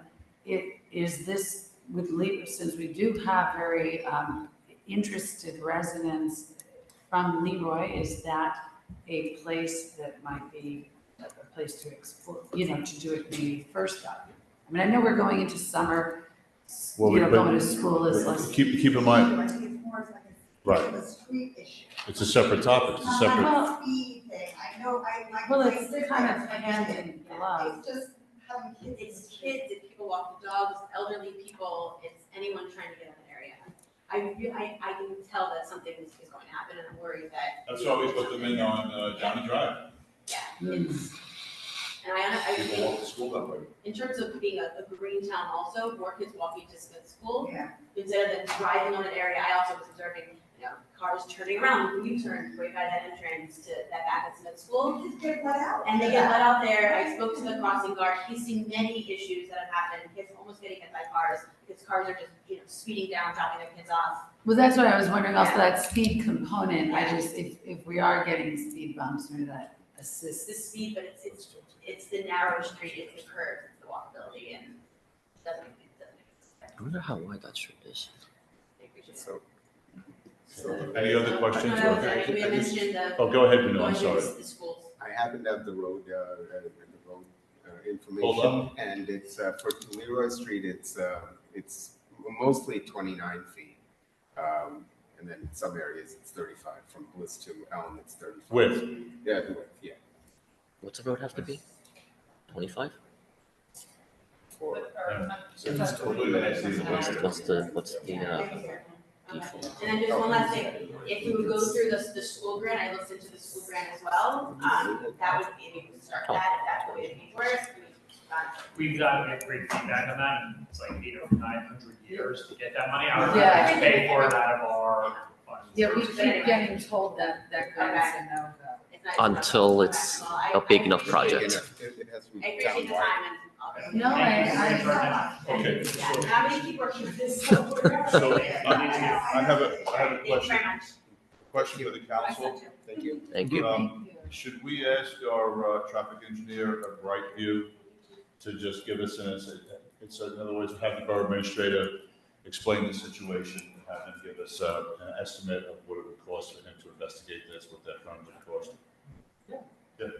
Why not? But that was, I just To wanted put to the make sure that sidewalk on wasn't Leroy. done when Nancy came. No. When he gave us No. an estimate. Andy came back to us with a $10,000 engagement to start the study, so Right. let's find out from the traffic engineer with the traffic engineers, because that's their John, specialty. this is the guy that's helping us now. Now, they'll just give us a rough number. Oh, without Right, $10,000. Can we, And you'd want to have him weigh in on a pedestrian circulation plan. Typically a street would be 20 feet wide for two-way 20? traffic. Okay. So we could probably narrow it somewhat, but maybe he can give us a conceptual and a cost factor. You'll share that. I'll concept, report taking back it to on the you street. for the June 11th meeting. Can we- can you include from Bliss to Howard? That way we know the length of it and the So we're talking about from Elkwood though, to Englewood, Joins Leroy Bliss. at Bliss, yeah, okay. yeah. Yeah, she was saying that the sidewalk goes up to the school, but then you don't have a sidewalk all the way to Englewood. Right. So quite a Hold on. lot. Yes, Well, that's another So good the point. summary of it is we're gonna have our traffic engineer, Brightwood, take a look at two options. Of course, what is it all gonna cost, but one, extending the sidewalk into the existing street without having to deal with the elevation issues, and looking at it, what would it be to do it with the elevation issues? Okay? Thank you very much, perhaps on the opposite side of the street with the elevation. They, That option. you still have to cross the street. to the school. There's already a sidewalk there. That's for the traffic engineer. He'll look at that, they'll look at it. Okay, All right, thank you very much. all right. Any other, we're still in public comment. Would anybody else like to speak again? May I just make one more comment? Of course, you have, of course. I just wanted to make a comment after their attorney, Rob Silver, I believe his name was. He intimated that I have a problem with the neighbors, and this was personal. Like I said from the start, there's nothing personal. I've lived in this town for over 20-something years. My son went through the high school program here. I've lived at 23 Old Smith Road. I've lived on 82 Park Street, and now I reside at 10 Brook Road. My neighbors are some of my best friends. They continue to be.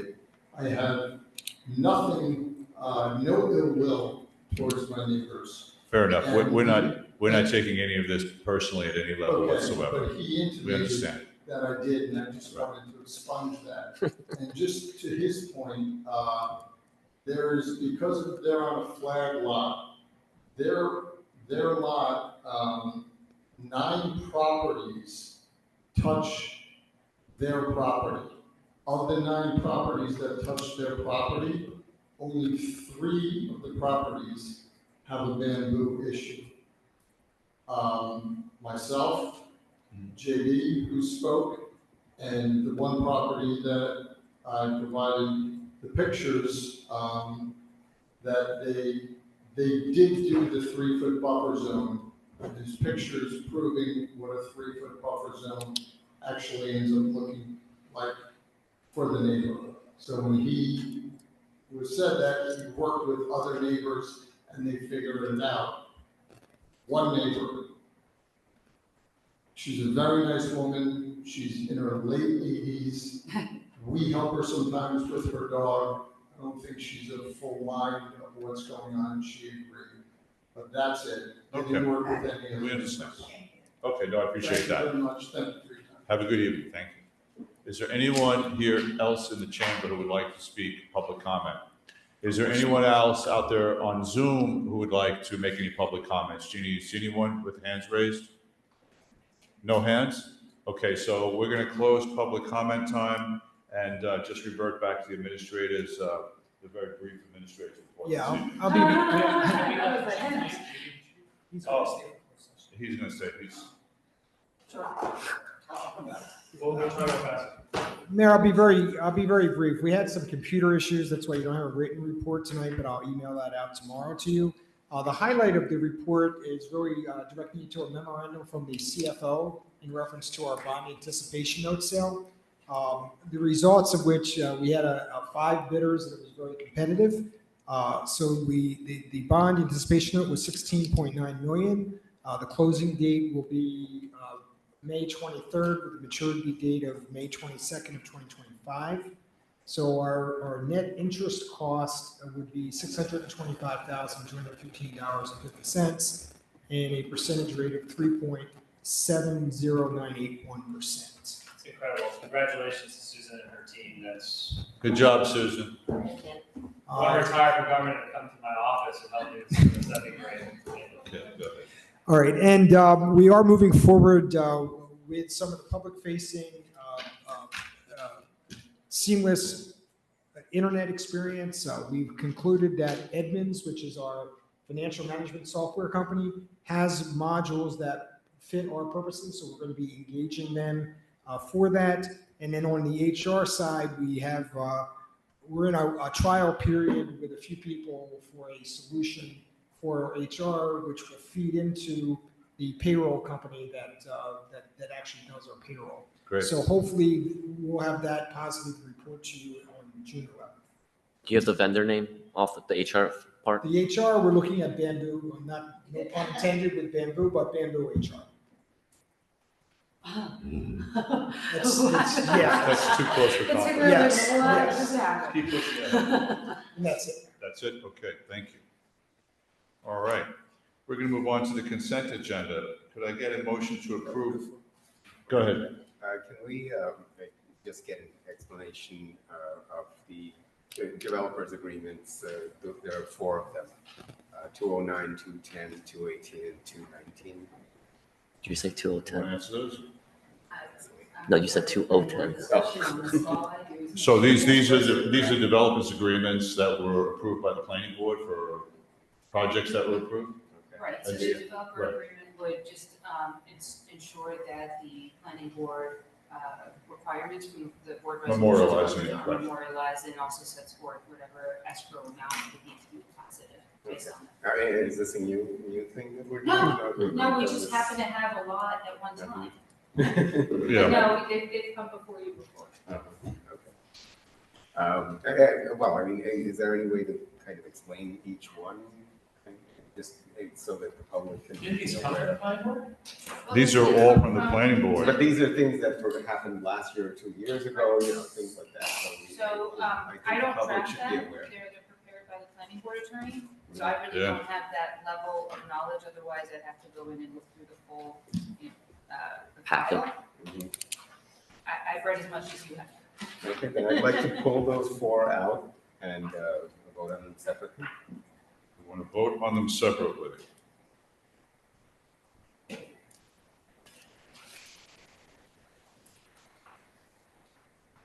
Okay, could I get a motion to approve resolution 24-07, 24-208, 24-211 through 24-217 and 24-20-219? 20-20 through R 24-221. So moved. Do I have a second? Second. Please call the roll. Jean? Councilman Corsair, Yes. Councilman Lennon, Yes. Councilman Nichols, Yes. Councilman O'Connor, Yes. Councilman Park, Yes. Councilman O'Leary. Yes. Could I get a motion to approve resolution R 24-209? So moved. Could I get a second? Second. Jeannie, please call the roll.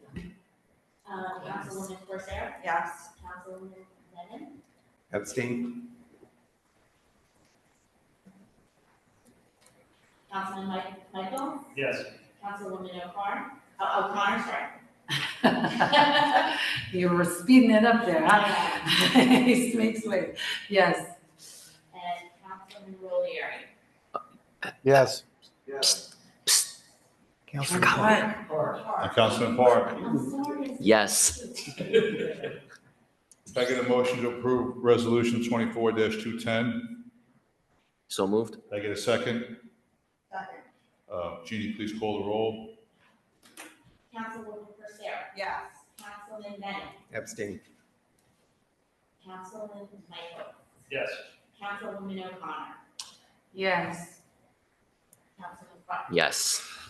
Take it. Councilman O'Leary. Yes. Could I get a motion to approve resolution 24-218? So moved. Could I get a second? Second. Jeannie, please call the roll. Sure, Councilwoman Corsair, Yes. Councilman Lennon, Yes, sorry, abstain. Councilman Michael, Yes. Councilwoman O'Connor, Yes. Councilman Park, Yes. and Councilman O'Leary. Yes. Could I get a motion to approve resolution 24-219? So moved. Could I get a second? Second. Jeannie, please call the roll. Councilwoman Corsair, Yes. Councilman Lennon, Abstain? Councilman Michael, Yes. Councilwoman O'Connor, Yes.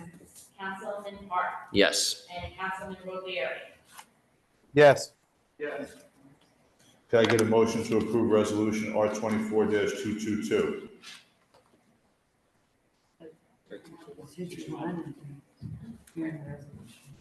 We did that with the first group. 221.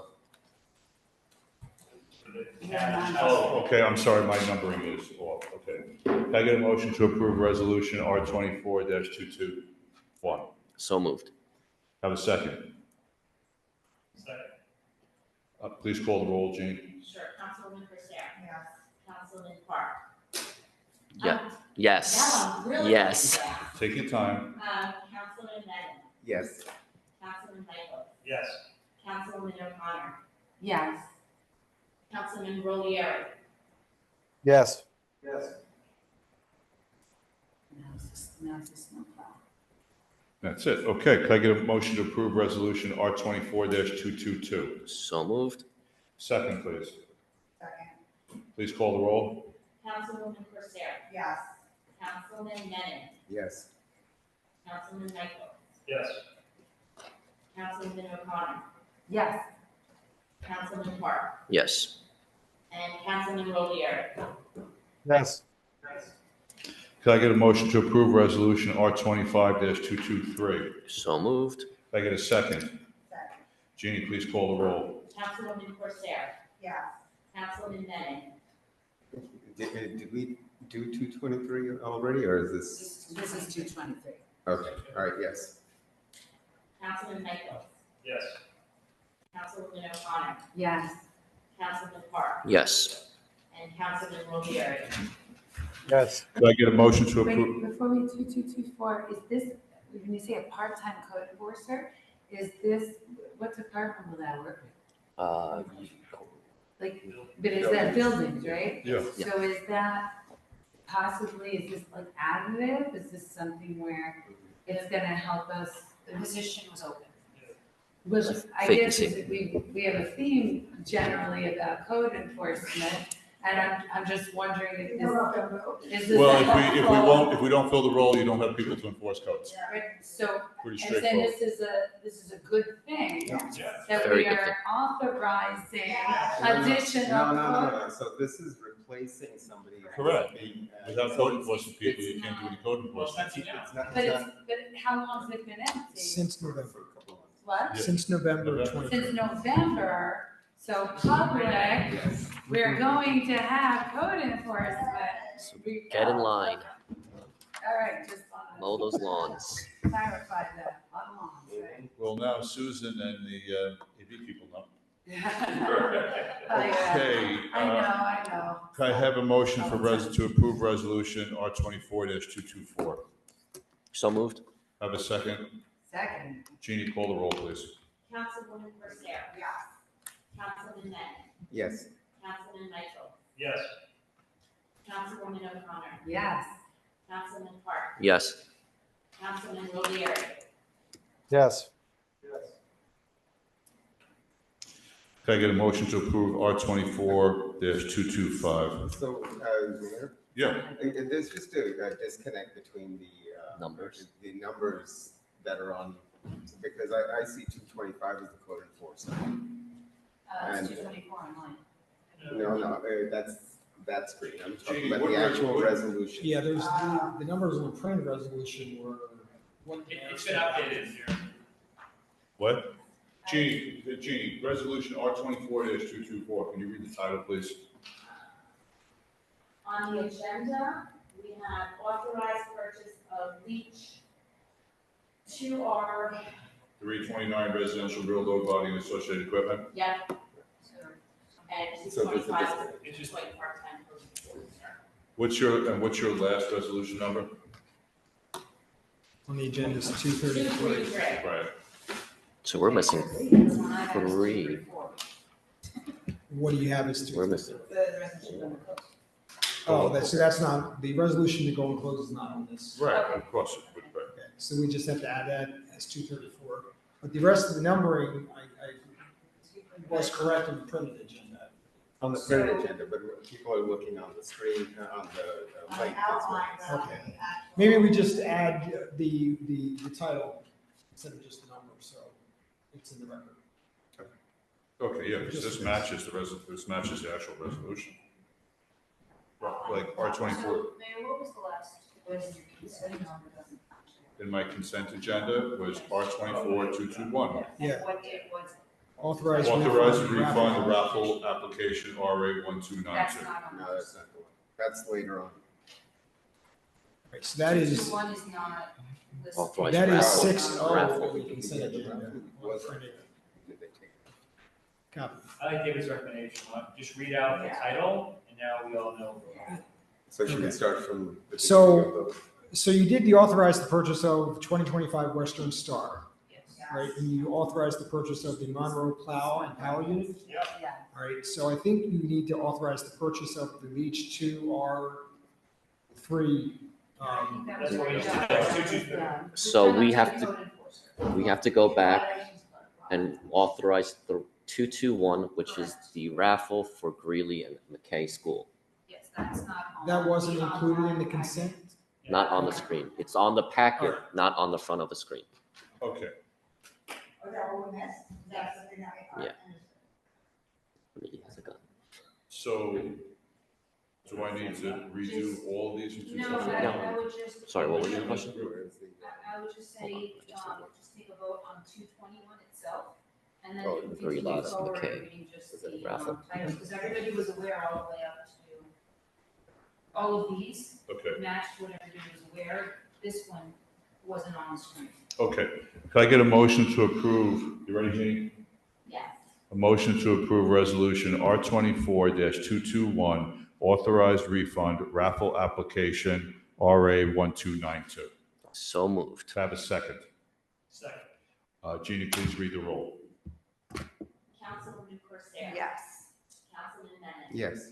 Councilman Michael. Yes. Councilwoman O'Connor. Yes. Councilman Park. Yes. And Councilman Rodieri. Yes. Okay. Can Could I get a motion to approve resolution R24-226, appoint a part-time violations clerk? That's 226. Yes, so moved. Could I get a second? Second. Jeannie, please read the roll. Councilwoman Corsair. Yes. Councilman Finn. Yes.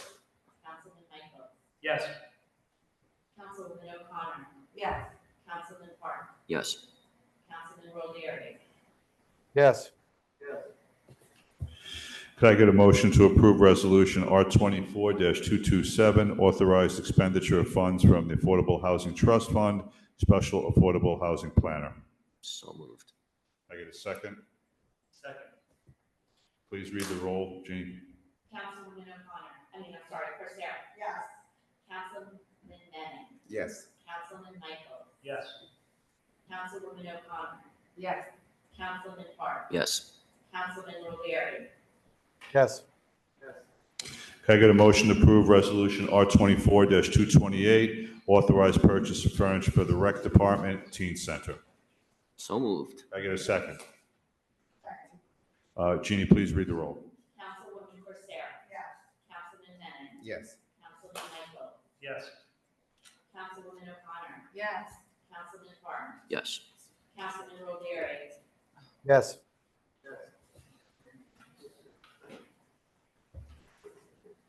Can I get a motion to approve resolution R24-229, authorized execution of collective bargaining agreement between the Teamsters Local 125 and Borough of Tenafly?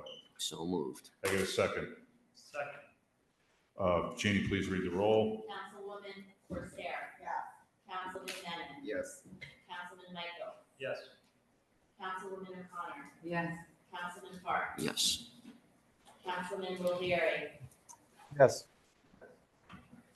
Can I get a motion to approve resolution R24-230, approved contract 2024 Riverside Co-op Road Improvement Program? So moved. Can I get a second? Yes. Second. Jeannie, read the roll, please. Councilwoman Corsair. Yes. Councilman Manning. Yes. Councilman Michael. Yes. Councilwoman O'Connor. Yes. Councilman Park. Yes. Councilman Rodieri. Yes. Can I get a motion to approve resolution R24-231, authorized purchase of roll-off containers, Department of Public Works? Hi, Mayor. Yeah. For that. What are they for? Is this for the composting of leaves or whatever, or is it something else? What's the purpose of this? Let's see what it says here.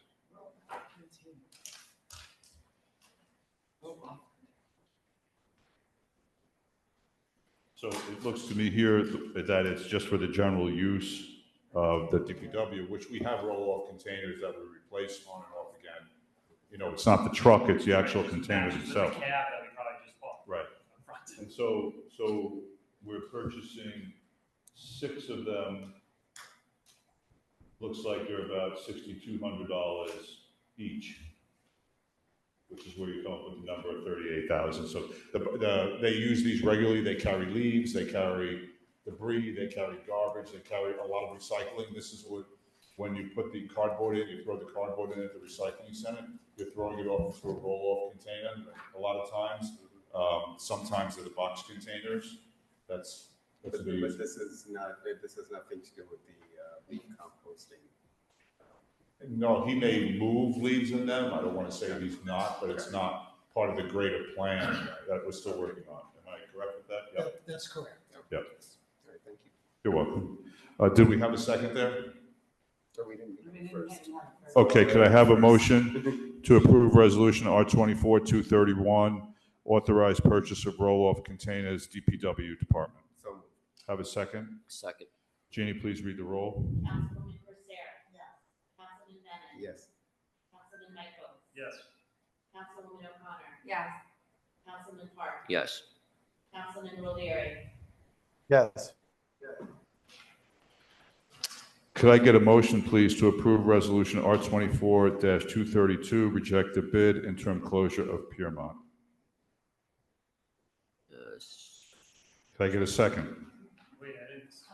Oh, I thought you said, yeah, sure. So that's also not on the forward facing. Right. Right, but this is something that was just added new, so I don't know anything about this. We're rejecting a bid. 232 or 233? 232. Okay, so 232, we had advertised bids for the interim closure of Piermont. The bids came in over the engineer's estimate. The traffic engineer's estimate, the traffic engineer has recommended that we reject and authorize a rebid. Sorry, a rebid. A rebid, yes. Theme of the night. Sorry, so this is 32, sorry, these came in after. So They were provided to the clerk last week, but yeah, so 232 is the reject the bids and authorize a rebid for the interim closure of Piermont, and 233 is the same for J and Piermont pedestrian safety. Why is there a rejection of bids? Seating estimates. Okay. So there was only one bid that came in. One that came within. And it was above the. Yeah, so for the interim closure of Piermont, we received one bid from a general contractor. So the traffic engineer was also concerned that it wasn't an electrical contractor. Okay. So he wants to revise the specs and rebid. And when did we get this out? It can get, well, if it's authorized tonight, it can get out probably by the end of the week. And you said the second one was J? Yes. And Piermont. Now, is that the one that's gonna be the four-way stop sign? So you say that's been No, rejected too, or that's no? J and Highwood, the four-way stop. And that wasn't, you didn't That's just different than mention this. that? It's one block. This has nothing to do This with is that. the Mr. Walk corner in front of Europa. Oh, it's about, okay. This is the safety bump outs. Oh, okay, and that's proceeding, The right? bids seem too high, so they want to reject these bids and start again. And on that bid, we did receive 5 bids, but they all exceeded the engineer's estimate. And so this resolution gives you authority to go out and rebid also? Yes. Okay. That should be part of the resolution, if not, if that would be part of the motion, just to. Okay, I will make it part of the vote. Okay, so could I get a motion to approve resolution R 24-232, reject the bid regarding the interim closure of Piermont and authorize the borough administrator to rebid the project? So moved. Could I get a second? Second. Jeannie, please call the roll. Councilwoman Corsair. Yes. Councilman Lennon. Abstain. Councilman Michael. Yes. Councilwoman O'Connor. Yes. Councilman Park. Yes. And Councilman Rolieri. Yes. Could I get a motion, please, to approve resolution R 24-233, the rebid of the J Piermont pedestrian safety, reject the bid of the J Piermont pedestrian safety, and authorize the borough administrator to rebid the project? So moved. Can I get a second? Second. Please read the roll, Jeannie. Councilwoman Corsair. Yes. Councilman Lennon. Abstain. Councilman Michael. Yes. Councilwoman O'Connor. Yes, just super quick question, this location, the J and Piermont is what exactly? So This it's is by that- Mr. Watt. Remember, the whole idea was, it's so wide, it's very dangerous. 2 cars can come in, people are walking and get hurt. Yeah. The idea of the engineer was if you put these bump outs in, it creates only one way to get in and drives pedestrian safety. 'Cause I'd You know where the already Englewood seen Starbucks them. is? You know where Englewood Starbucks is? Yeah, it's the same thing. They bumped out into Yeah. the street. Okay, so that's not, I know I have to vote in a sec, but I wanted to make sure that's I thought I already saw people doing, work there. Like there That was were- CSX. It was railroad work. That was CSX. So we took out, so the over the railroad was a mess. CSX changed, literally Fixed it. blacktopped the entire area. That's what you saw them doing, and there's still some stuff there. But I also saw that at the four-ways, which I thought was eventually gonna be a four-way stop sign, I've seen workers do where you could take like a wheelchair, like they've redone those but their PNC Bank, that they've been Really? they did stuff there. That's a different area. That's a county road project. You're talking about county Or road. handicap ramps. Oh, okay, Yeah. so it's, Nothing to do with it. And you're saying these are the bump outs that look like the Englewood Starbucks? Yep. And it would be, the idea is it's gonna be by the Mr. Watkins Sushi, make that more narrow? Yeah, but you come off the railroad and you take it left or you take it Okay. right in by having those bump outs. Because it is so wide. And it's what's Super happening is wide. people, multiple cars could literally go in at the same time. And they do. As they walk over, they get hit. So Okay. the whole idea is. All right, yes, yes. I just wanna make sure, because there's so much going on there. No, totally. Okay, yeah. And again, just a reminder, this is just, we already approved this. Oh, yeah. We got bids that we don't like, and this is We're just gonna go authorized again. us to rebid the stuff we already. Just to clarify, Sorry, it's too it's high. not that we didn't get bids that we like, it's that they exceed the amount. Exceed. Correct, so we're rejecting I'll that. take that as. Legalese, Okay. legalese, Don't need to say. legal, yes. Sorry. Councilman Rolieri. Yes. Okay. We're gonna move on to, public hearings. Did you do the closed session? No. Well, we don't read that until We'll we're ready to read it. go close. But it is Okay. the right number one time. Okay. All right, Councilwoman, let's see what we've got here. Okay, we're gonna do ordinance, public hearing ordinance 24-11. Jeannie, can you please read the confirmation of publication of the ordinance and the title? Sure. Ordinance number 24-11, an ordinance to amend the salary, wage, or compensation of the rank police officers of the police department of the borough of Tenafly in the county of Bergen and state of New Jersey for the calendar years 2023, 2024, 2025, and 2026. This was published in the May 12th edition of the record. Okay, you're done, right? Yep. Thank you. I'm going to open the floor for any public comment on ordinance 24-11 only. Are there any members of the public in the chambers that would like to speak? I don't think there's anyone here, Jeannie, right? Nope. Anyone online who would like to make public comments about ordinance 24-11 only? No online. We're going to close public comment time. Councilwoman Corsair, would you like to make a motion on this, please? I move to pass and adopt on second and final reading ordinance 24-11, and that notice of same shall be published according to law. Could I have a second, please? Second, Jeannie, can you please read the roll? Sure. Councilwoman Corsair. Yes. Councilman Menon. Yes. Councilman Michaels. Yes. Councilwoman O'Connor. Yeah. Councilman Park. yes. Councilman Rolieri. Yes. Okay, ordinance 24-12, amend the bus stops. Jeannie, can you please read the confirmation of publication of the ordinance and the title? Sure. Ordinance number 2412, an ordinance of the borough of Tenafly, county of Bergen, state of New Jersey, amending chapter 7 traffic of the revised general ordinances of the borough of Tenafly, 2004, to amend bus stops. This was published on May 12th in the edition in the May 12th edition of the record. Okay, I'd like to open the floor for public comment on ordinance 24-12 only. Any members of the public here in the chambers? Doesn't look like it, right? Anyone online with their hand up? No one online. We're going to close public comment time. Councilman Michaels, would you like to make a motion, please? Yes, Mr. Mayor. I move to pass and adopt on second and final reading ordinance 24-12, and that notice of same shall be published according to law. Could I have a second, please? Second, Jeannie, could you please conduct the roll call? Councilwoman Corsair. Yes. Councilman Menon. Yes. Councilman Michaels. Yes. Councilwoman O'Connor. Yeah. Councilman Park. yes. Councilman Rolieri. Yes.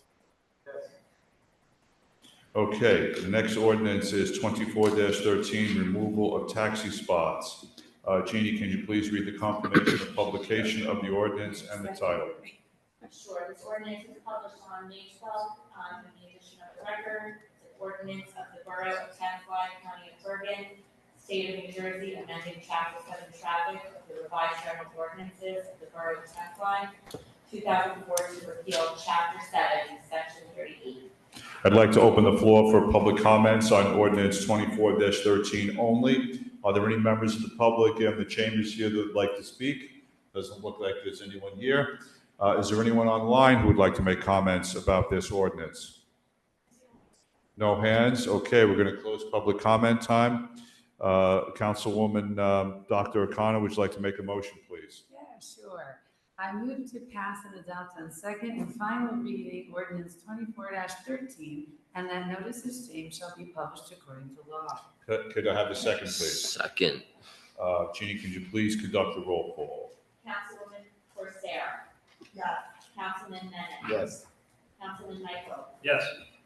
Councilwoman O'Connor. Yes. Councilman Park. Yes. Councilman Roveri. Yes. Okay, moving on to old business. Does anyone have any old business they'd like to discuss?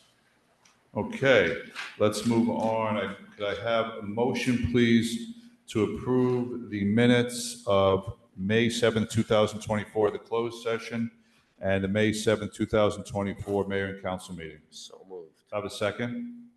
Second. All in favor? Aye. Any opposed? Okay, anyone have anything for the good of the order? I do, Mr. Mayor. This is related to code enforcement.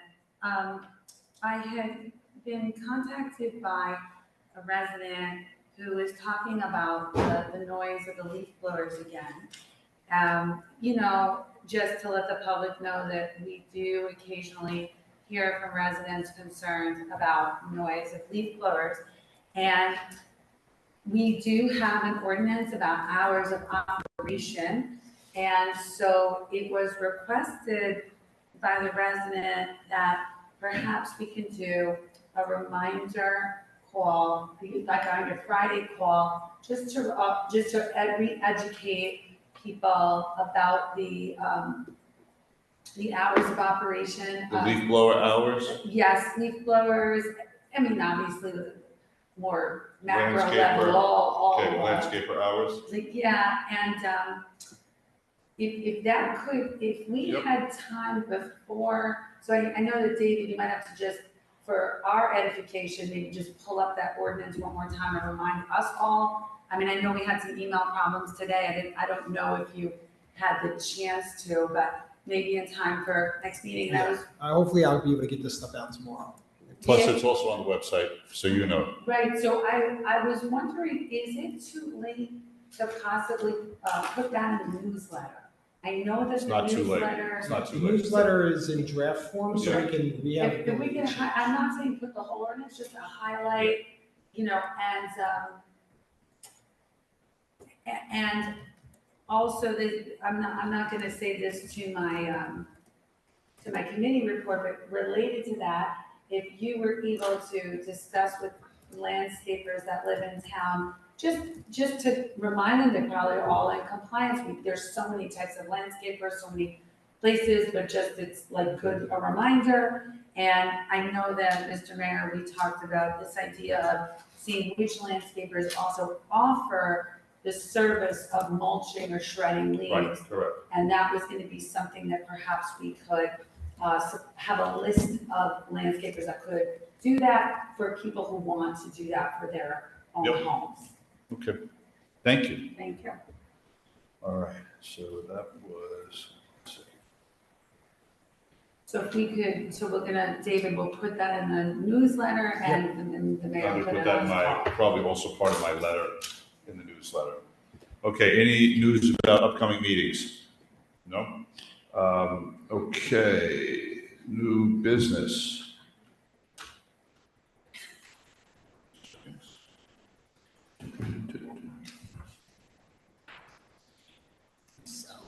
There it is. It's hiding over here.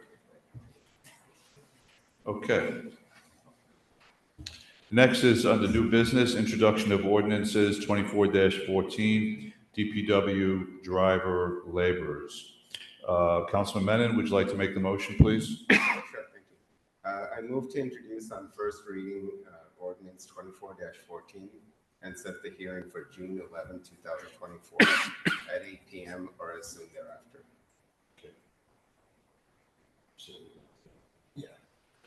If I Yeah, go could ahead. just bring your attention to section 4 on page 3. The mayor and council may, in their sole discretion, place new hires as high as step 3 based upon experience and expertise.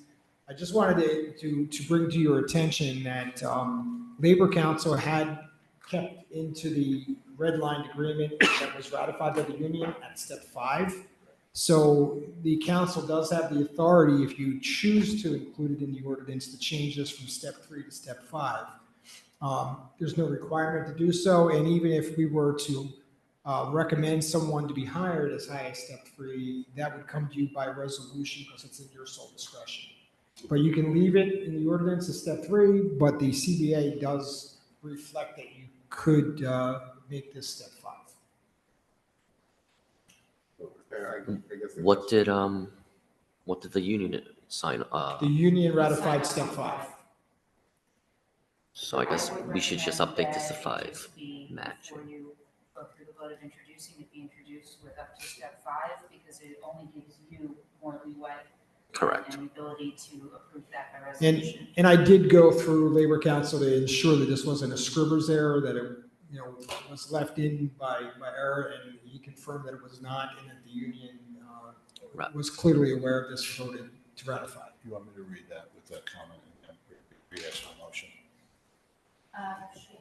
Okay, I'm gonna let's sure read through the motion, noting a change in section 4. I move to introduce on first reading ordinance 24-14 with the amendment to section 4, changing the language from step 3 to step 5, and set the hearing for June 11, 2024 at 8 p.m. or as soon thereafter. Thank you. Could I have a second, please? Second. Jeannie, could you please read the title of the ordinance and conduct the roll call? Ordinance number 24-14, an ordinance to fix the salary, wage, or compensation of the employees of the Department of Public Works, represented by Local 125, International Brotherhood of Teamsters, AFL-CIO for the calendar years 2024, 2025, 2026, and 2027. Councilwoman Cristero. Yes. Councilman Menon. Yes. Councilman Michaels. Yes. Councilwoman O'Connor. Yes.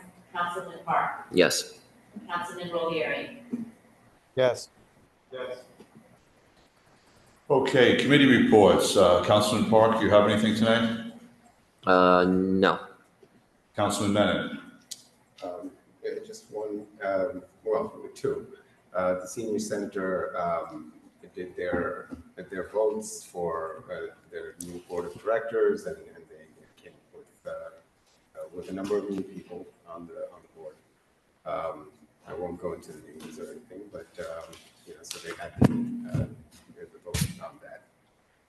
And then in addition, the mayor's message also mentioned this, but the fire commission wanted us to, and you're seeing the signs throughout the town.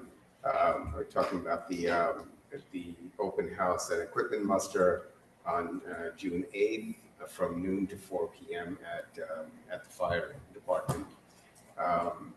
And the event is meant to promote residents' interest in volunteering to serve, to bring more people in to the fire department.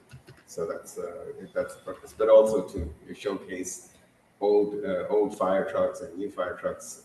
Interesting, when I was coming today and passed by, there were actually what looked like 7 or 8 fire trucks. I didn't know we had so many, but maybe there aren't. They're all for show. But on June 8th, they're going to have all these old fire trucks from different communities and from Tenafly as well. So. Okay, very good. Thank you. Councilwoman Dr. O'Connor. Sure. So the Board of Health, the cans of the tick repellent are in the library lobby. So anybody interested, please take a can of that. With the Environmental Commission, we talked about just trying to promote people to mulch and shred. I just want to give a little bit more information on that very successful trash-a-thon that had over 90 participants spending over 3 hours. And it was able to clean about 16 green spaces throughout our town, and hundreds of pounds of garbage were collected.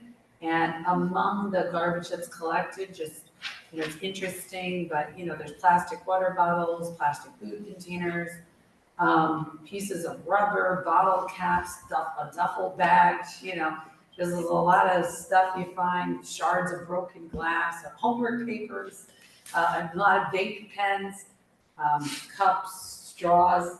So everyone just, be aware of, we have cigarettes, of course, lots of cigarettes discarded. So we are gonna, on June 14th, have another cleanup with the Tenafly High School Green Team and Hackensack Riverkeeper. Smaller in scale, but very exciting to do that. So just wanna let everybody know, keep our community clean. Okay, thank you very much. Councilman Michaels. Nothing tonight. There was just a request from the library, committee that the bike racks that are by the library are kind of in the alleyway. If they could possibly be moved in kind of more of a central, safer, like more lake location, and kind of, and that people would be more apt to block up their bikes, if that is possible. Yes. Councilman, was that it? Okay, thank you. Councilman Rolieri? Nothing tonight, thank you. Nothing tonight, okay. So then all we have is, oh, I'm sorry. I was just going to ask Councilwoman Corsair if she wanted to talk about the HBC event over the weekend. Well, unfortunately, I had a She was with me. By the way, there is our first night of skates, lacrosse tomorrow at home, 7 p.m. Tenafly High School varsity lacrosse. Everyone should come out and watch. But I was not able to go, but I can see pictures and learn. It was a great success for the town. Well, very good. Thank you. In Mayor's remarks, I only have one comment. Ralph Cho, longtime member of the Board of Adjustment, resigned. And so we thank him for his years of service. If you're listening, Ralph, thank you very much. And we're going to appoint Boris Pashkova to the Board of Adjustment. So he'll be a welcome addition to the town.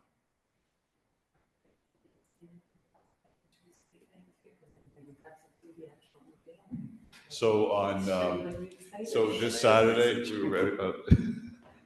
Councilwoman asked me to talk about this. I'm more than happy to because it was actually exciting. I got to do the unveiling of the naming of the Elizabeth Cady Stanton Railroad Station in Tenafly. So it took a long time. The HBC, congratulations to the Historic Preservation Committee for all the work they did on putting that together, all the research they did. And actually, they had quite a nice crowd there. Yep. Standing room only. It was all about. It was all about the cookies, right? With the Tenafly logo. No, they.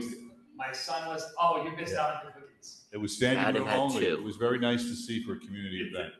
So thank you to all the members of the HBC for all the work you did on that. And how cool is it? I think the coolest thing of the whole thing was a young gentleman from New York is the guy that kicked this all off. Oh, Aki, yeah, Aki. That's incredible. His grandmother lives in town. He's a great kid. That was the coolest part. Yeah. I would just say I got to partake as well as Councilman and did the walking tour afterwards. So that was great. And I learned a lot. Thorin Tritter is very, very knowledgeable. Yeah, very much so. It's good. We're lucky to have him, the whole team. Okay, can you read the resolution to go into closed session? Is, I believe, resolution R24-234 at a meeting of the mayor and council of the borough of Tenafly, county of Bergen, state of New Jersey, held on May 21st, 2024. Be it resolved that in compliance with NJSA 10:4-12, the mayor and council of the borough of Tenafly are going into closed executive session to discuss the following matters: police administration, potential property acquisition, and policies and procedures of the personnel. Minutes will be taken of the meeting and released to the public at the time that the matter is resolved. Can I get a motion to go into close? So moved. Have a second? Second. All in favor? Aye. Okay, let's go into closed session.